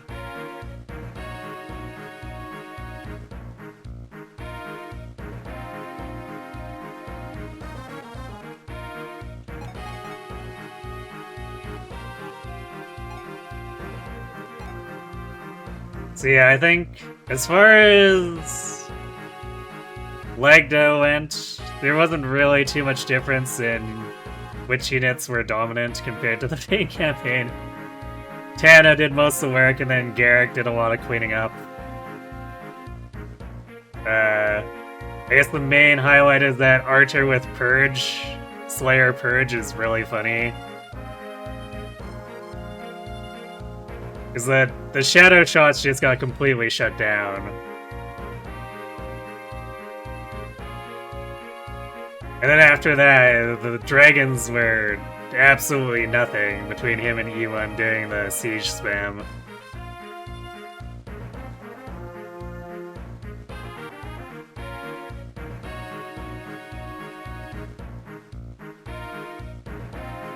Your enemy faces General Chris. Oh, really? But I tend to shy away from General Chris after getting out of the prologue. Or I guess Armor Chris after getting out of the prologue.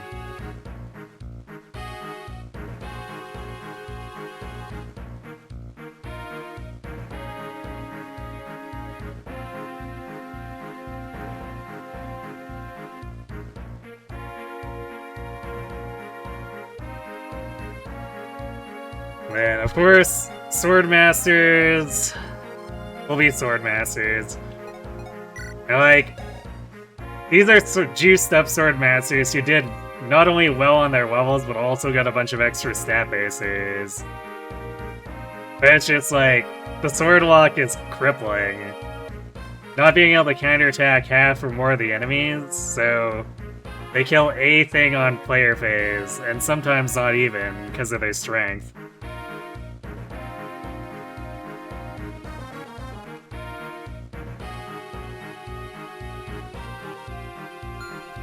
And that's also with this Marissa. Like, this Marissa was absurdly strengthless. She hit this 22 strength at, like, level 11 promoted without any help. But also, it's 22 strength cap, because apparently IS hates female swordmasters. As if making swordmasters as bad as they are isn't bad enough.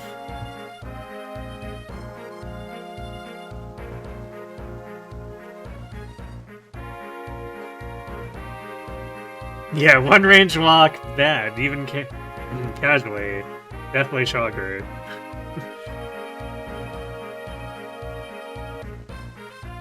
So what usually happened is just like Marissa was hanging out behind Tana, who would fight everything, and then sometimes Marissa would be able to come in and vulture off something that the javelins didn't kill.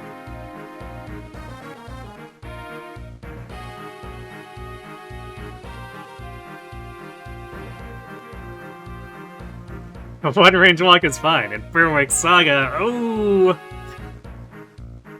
You can't wait for more one range walk in Path of Radiance. Yep, it's gonna be especially exacerbated because we're gonna be doing Maniac.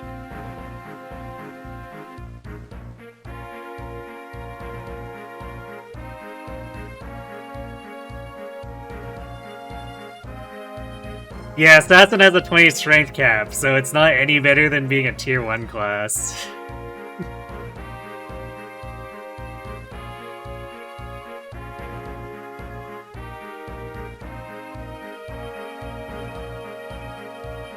Yeah, we're not gonna be completely one-range locked, but using only cats and their supports gives us no lasting paladins.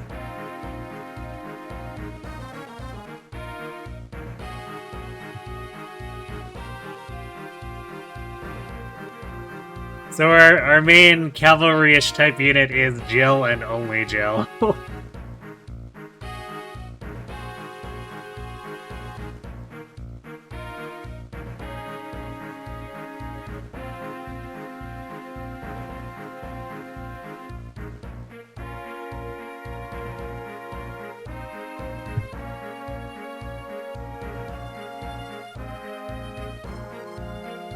Yeah, I decided to do cats only, because like the hawks are technically more functional. I guess they do lack Canto and Path of Radiance.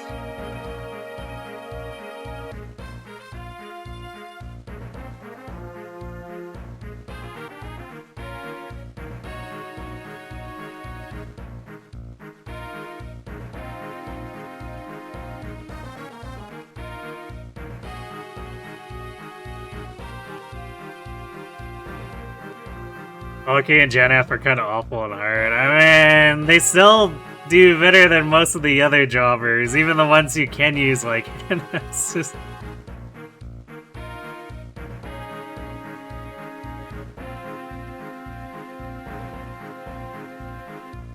Would add more one-range lock units, but you think that also gives me Oscar? Yep, it would definitely give me Oscar.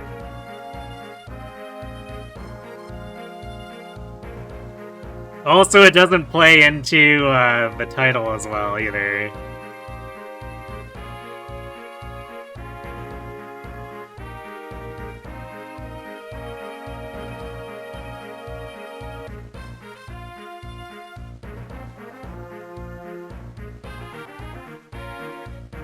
I don't think there was any way Torgod was getting in at all, right?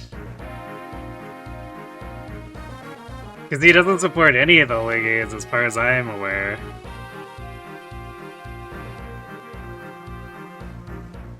Yeah, no Worm support is kind of weird.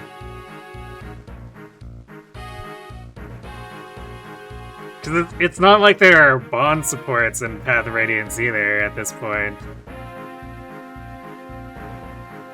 Yeah, tigers are included.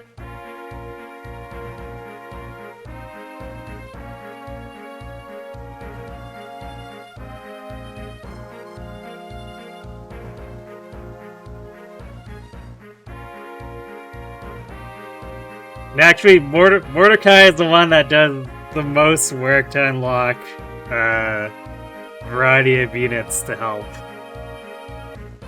Everyone else is kind of slacking.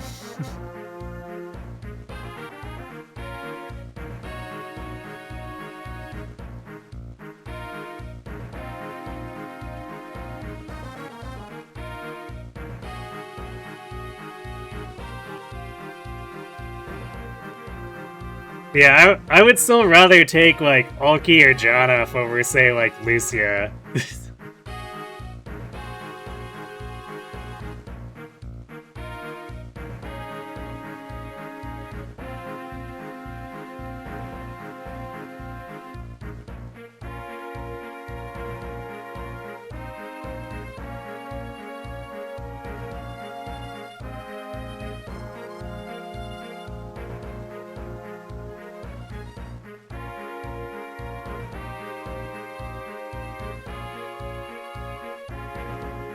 Yeah, Morav and Mordecai get some good stuff. Because Mordecai gets missed, which makes the Black Knight less of a pain.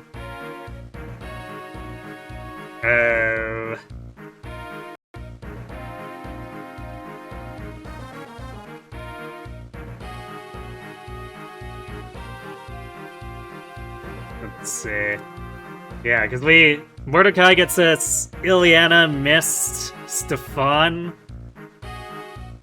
who's technically like one of the few sort of good sword masters because he comes in mega overstated, so he can be like a super or a second Jagan.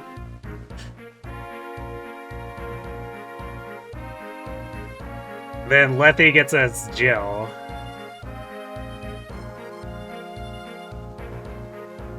Morum gets a Z-Hark and Largo, which is a little bit, I mean, okay, I guess. And then Ranulf gets us absolutely no one new. It's actually kind of shocking how crap Ranulf's support is.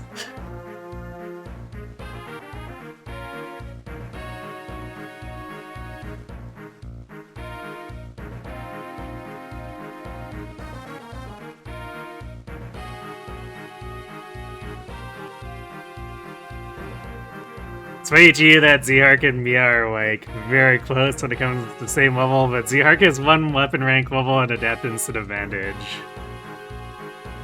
And they both get slapped around anyway.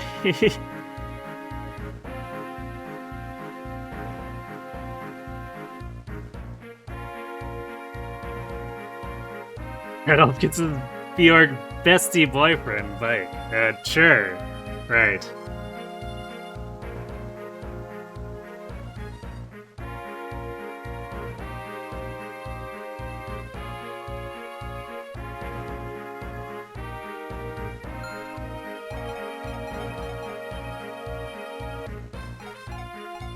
Alright, I guess coming back from the tangent real quick. Last two characters that saw a little more deployment in Lagdou, because I forgot that the deployment fluctuates. So Ross got to come out again, and his problems with speed as warrior reared its ugly head again. He ran into issues where he wasn't doubling Cyclopses, which I don't know what you do when that starts happening. Like, I think you're just done, man.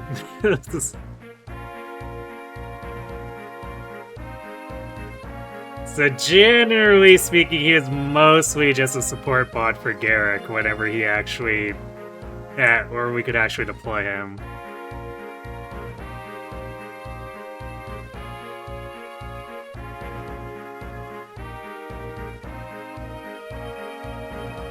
Then FE6, Ross. Yeah. Well, but this is how many wings, none. So he's not as speed screwed as Erica was strength screwed.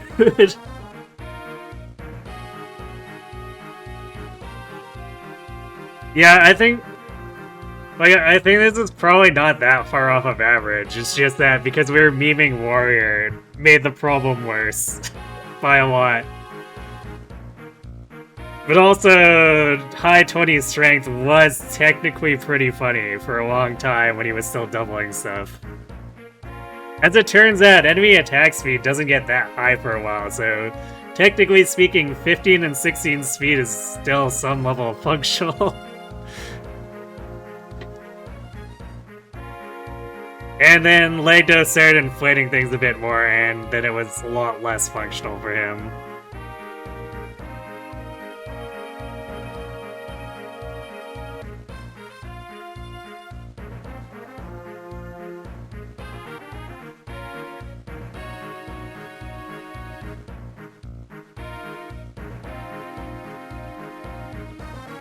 And 47 levels, got his average speed, what, like 16 times?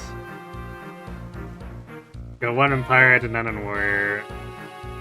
I thought we got more in Pirate, but yeah, Warrior didn't really grow until, like, the back levels.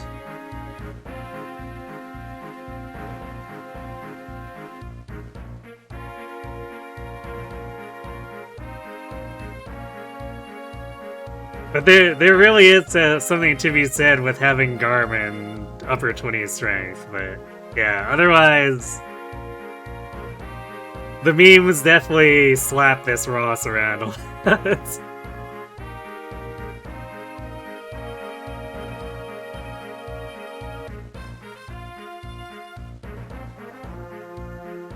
and the water map would have been significantly less stupid if he was a berserker.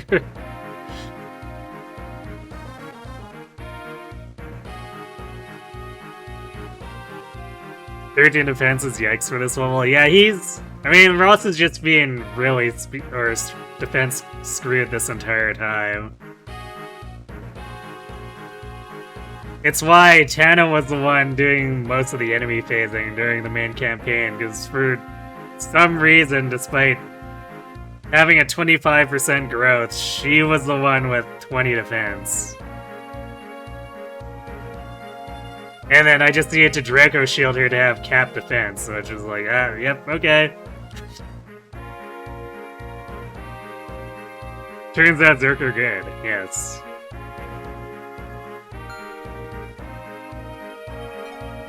At least better than pretty much any other axe choice aside from Hero. I guess there aren't too many other choices there, are there? Because there's the crossover. So yeah, Warrior, I guess it's more Warrior bad. Warrior bad, Hero good, Zerker good.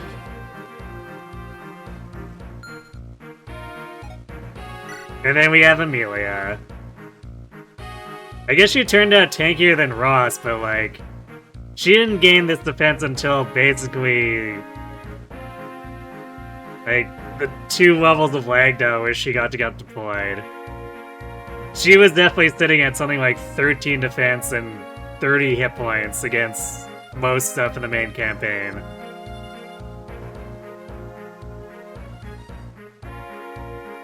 So even though these stats look pretty usable now, she was just not helpful whatsoever at any point. Aside from rescue dropping, I guess. That's technically a thing she did. You've never seen an Amelia turn out good? I mean, theoretically, like, because these stats don't look bad, right? The problem is that she starts in such a hole, it's like the Donald problem, where... yeah, you're seeing lots of pings +1s on your levels, but you need to gain 15 plus levels before you even catch up to anyone else's low-end average.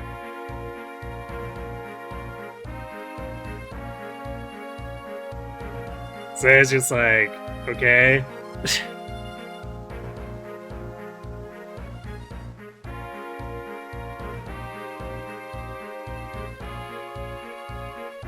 She's worse than the Donald problem because she doesn't even have good growths.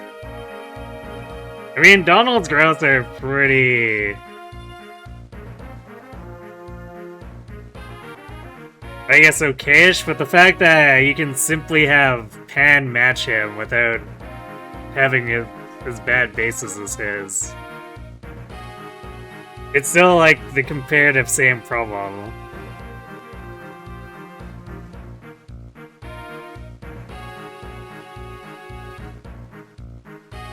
Yeah, his growths are questionable for his bases. Because he would need to grow much, much faster to outstrip anything that other units would gain by being given the same effort.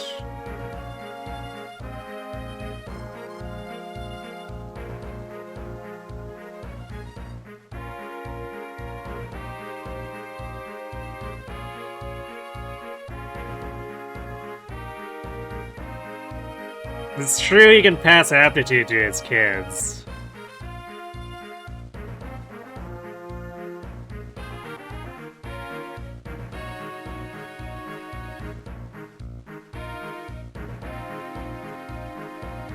But I guess the question is it worth making the hardest part of the game harder just to snowball kids a little faster?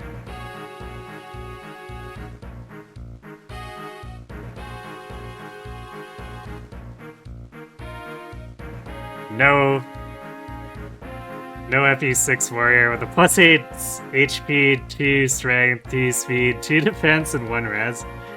Wait, who are you? Who are you comparing? Like, is this comparing to Watch or Barter from FE6?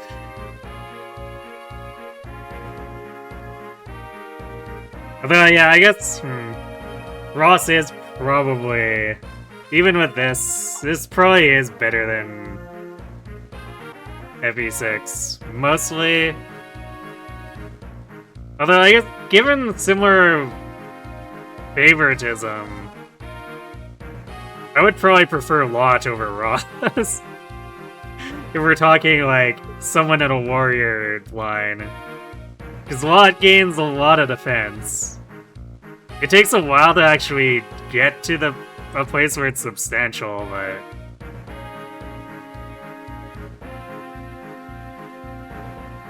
Like, Lot kinda does what Burst does in FE1, just to a lesser degree.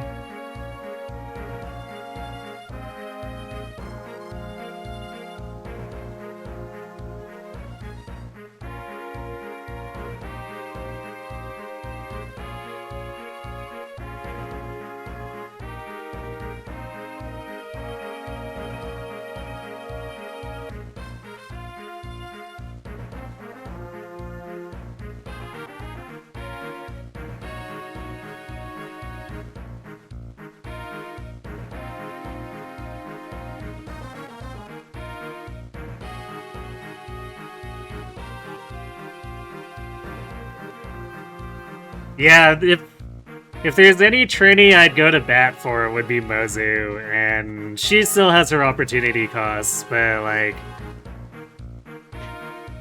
I feel there are legitimate arguments for Conquest Mozu to actually be given resources, and it will give you a significant advantage over some other units.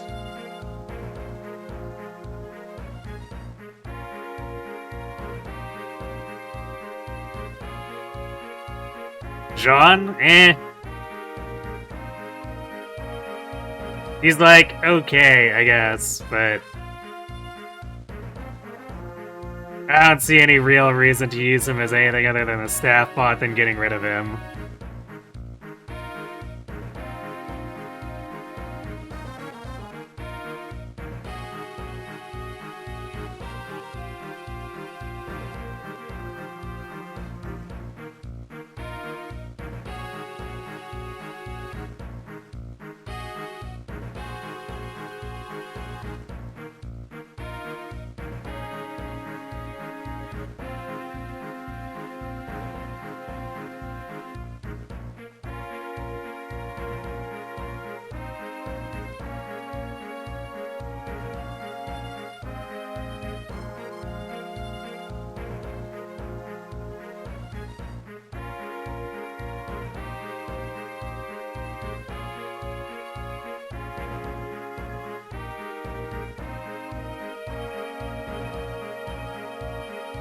Yeah, I don't... I mean, this is probably vanilla lunatic, right?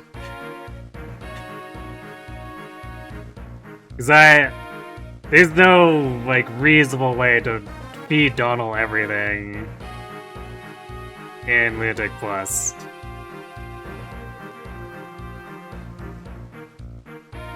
Like, at that point with that, you're probably breaking most enemies' weapons so that he's safe enough.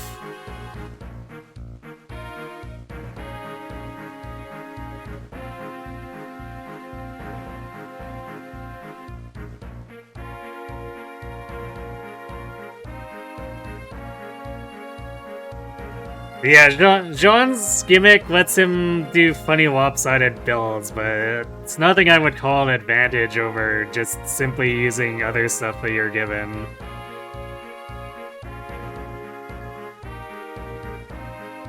Especially when you start being given, like, handed units like Kagetsu and whatever after, too. It's just...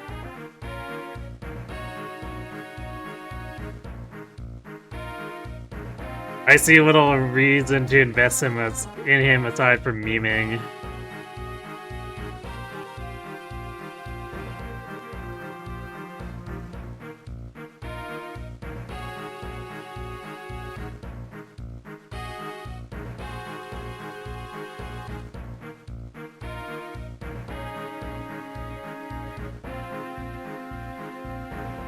Conceptio said that the best way for Mozu, or both best way to Mozu in Birthright is to keep her in Villager.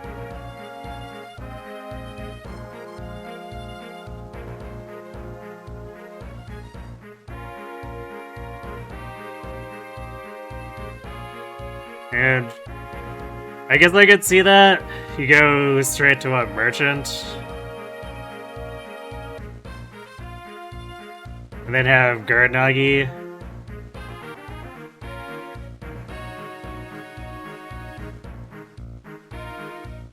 I don't see that as anything especially advantageous, but...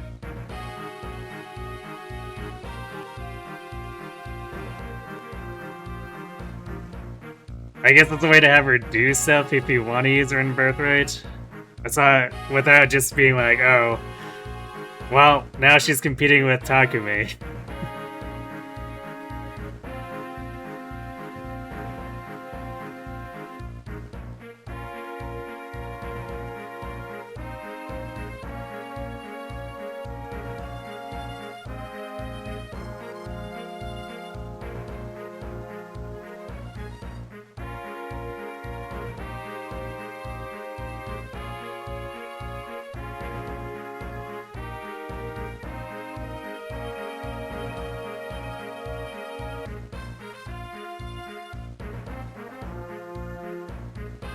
I don't know about easily. John still has to build up his luck for the weapons, and most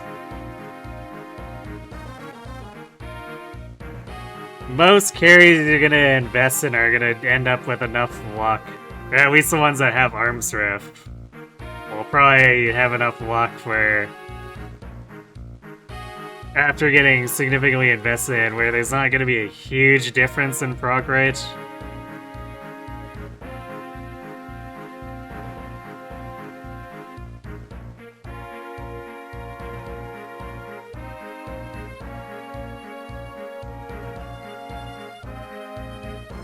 Yeah, Gregor never has enough luck. Carry Gregor is usually not a thing.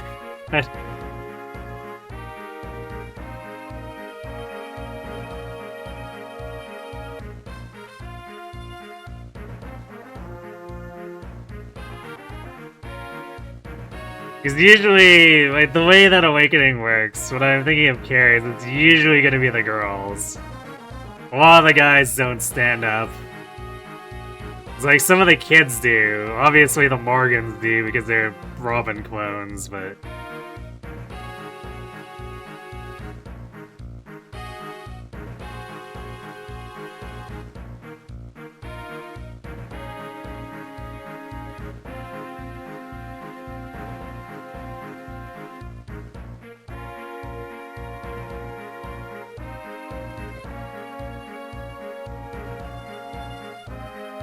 The girls carry. Savory carry when? In 0%, actually. Well, I guess that's more of an Anna carry, but still. I seem to recall the 0% run relying on Sayuri and Anna. Because that's all you really have for the bomb stretch. You gotta make it work somehow.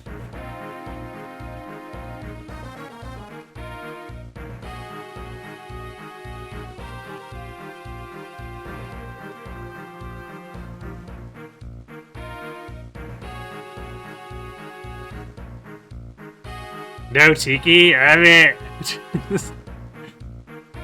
good luck getting her, that's all I gotta say.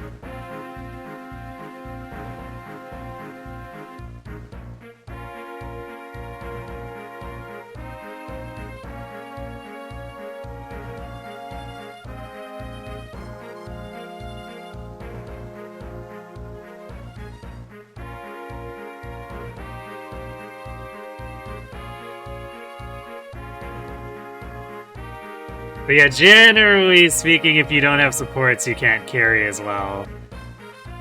Like, if you consider the small task bosses that you can recruit afterward in Awakening, like, none of them are particularly good. Yes, they have a lot of stats, but even if you grind up their supports, it's all they've got is Robin. And a unit is really, really toothless without dual strikes.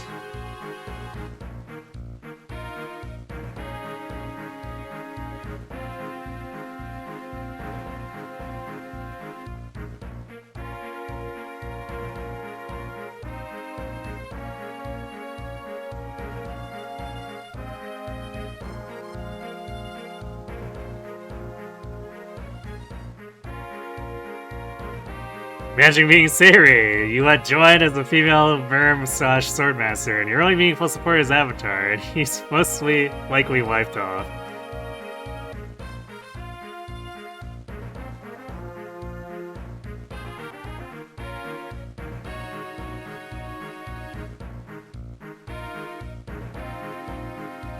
Yeah, it's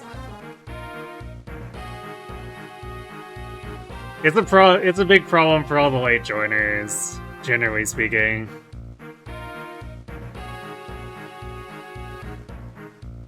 And I guess by like normal design, it'd be slightly less of a problem.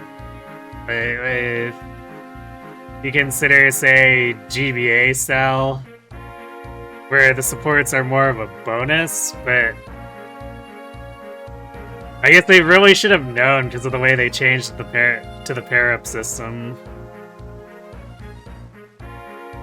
That being stingy on that was going to make those handful of late pre-promo joiners very unattractive.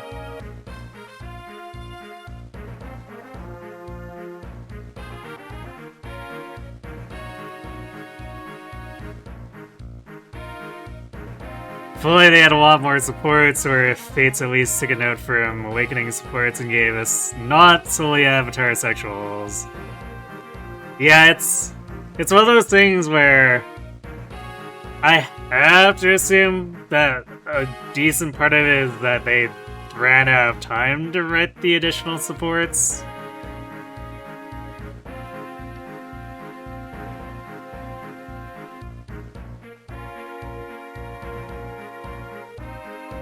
Because I think, like, if you consider the sheer volume of extra supports that Awakening and Fates cause over GBA, for instance, when every Gen 1 male and every Gen 1 female, like, for the most part, there are exceptions like, say, Flora, right, or Anna, but for the most part, you can ship almost any of them together. The sheer volume of supports just off of that is crazy when you compare it to GBA, right?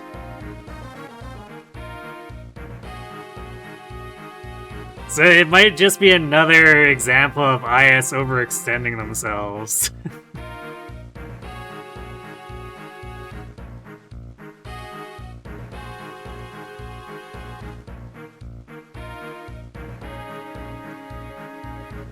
Scarlet would have liked to support Ryoma and, like, actually Silas. It's true.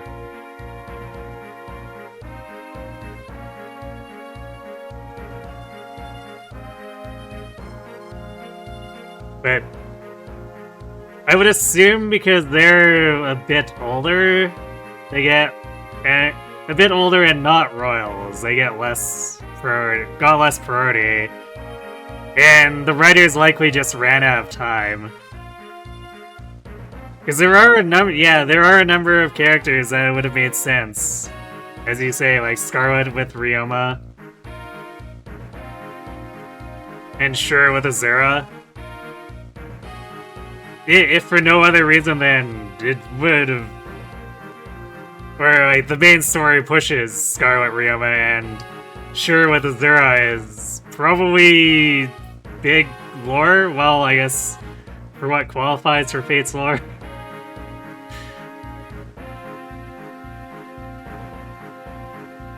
But, like, it was definitely an opportunity where there's a clear connection between Shure and Azura that there probably should have been support for.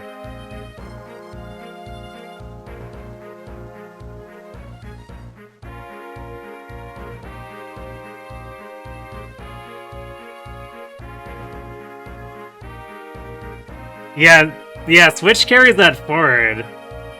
For sure. High volume of supports and they're voice acted. Although, Engage, I think, tried to peel back on that a little bit to make things less crazy.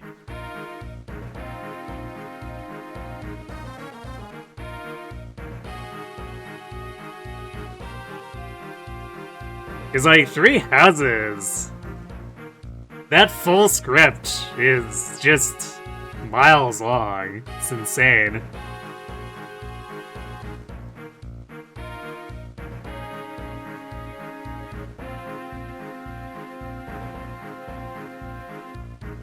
Your idea is they should split up social supports and combat supports. Yeah, I mean, they had a compromise like that in Three Hopes. I'm kind of surprised they didn't try to adapt that going forward. Because, like, Three Hopes makes it so you don't need a conversation at every rank. You put it at key ranks, and the rest are just... You can pick up the supports for the bonuses in between. And that way it keeps things even for most characters.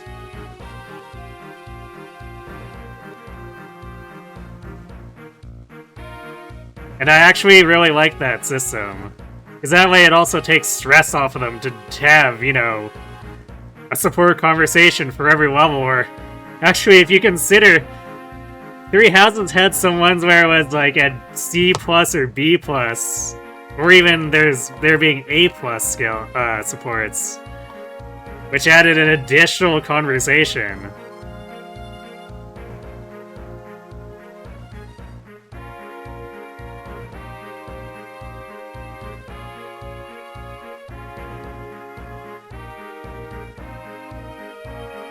So if they can take some stress off of their writers, while still maintaining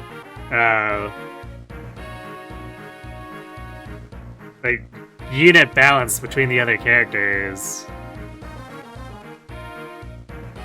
I think that's a great compromise, and I wish they would adopt Three Hopes going forward for the entirety of the main series, but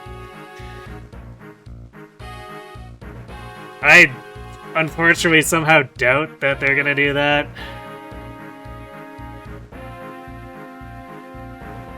Just because Fortune's Weave seems to want to be Three Houses 2.0, and it's likely they're gonna go back to as close to that design philosophy as possible.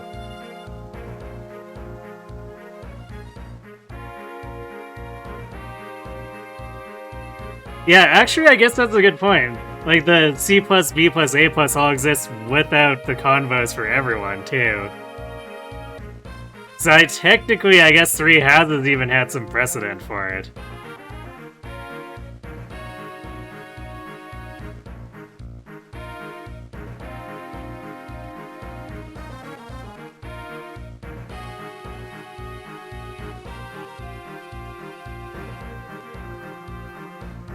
So yeah, really, IS should be more open to not requiring a support conversation at every rank, because they've already technically done it in a main game, not just a spin-off game.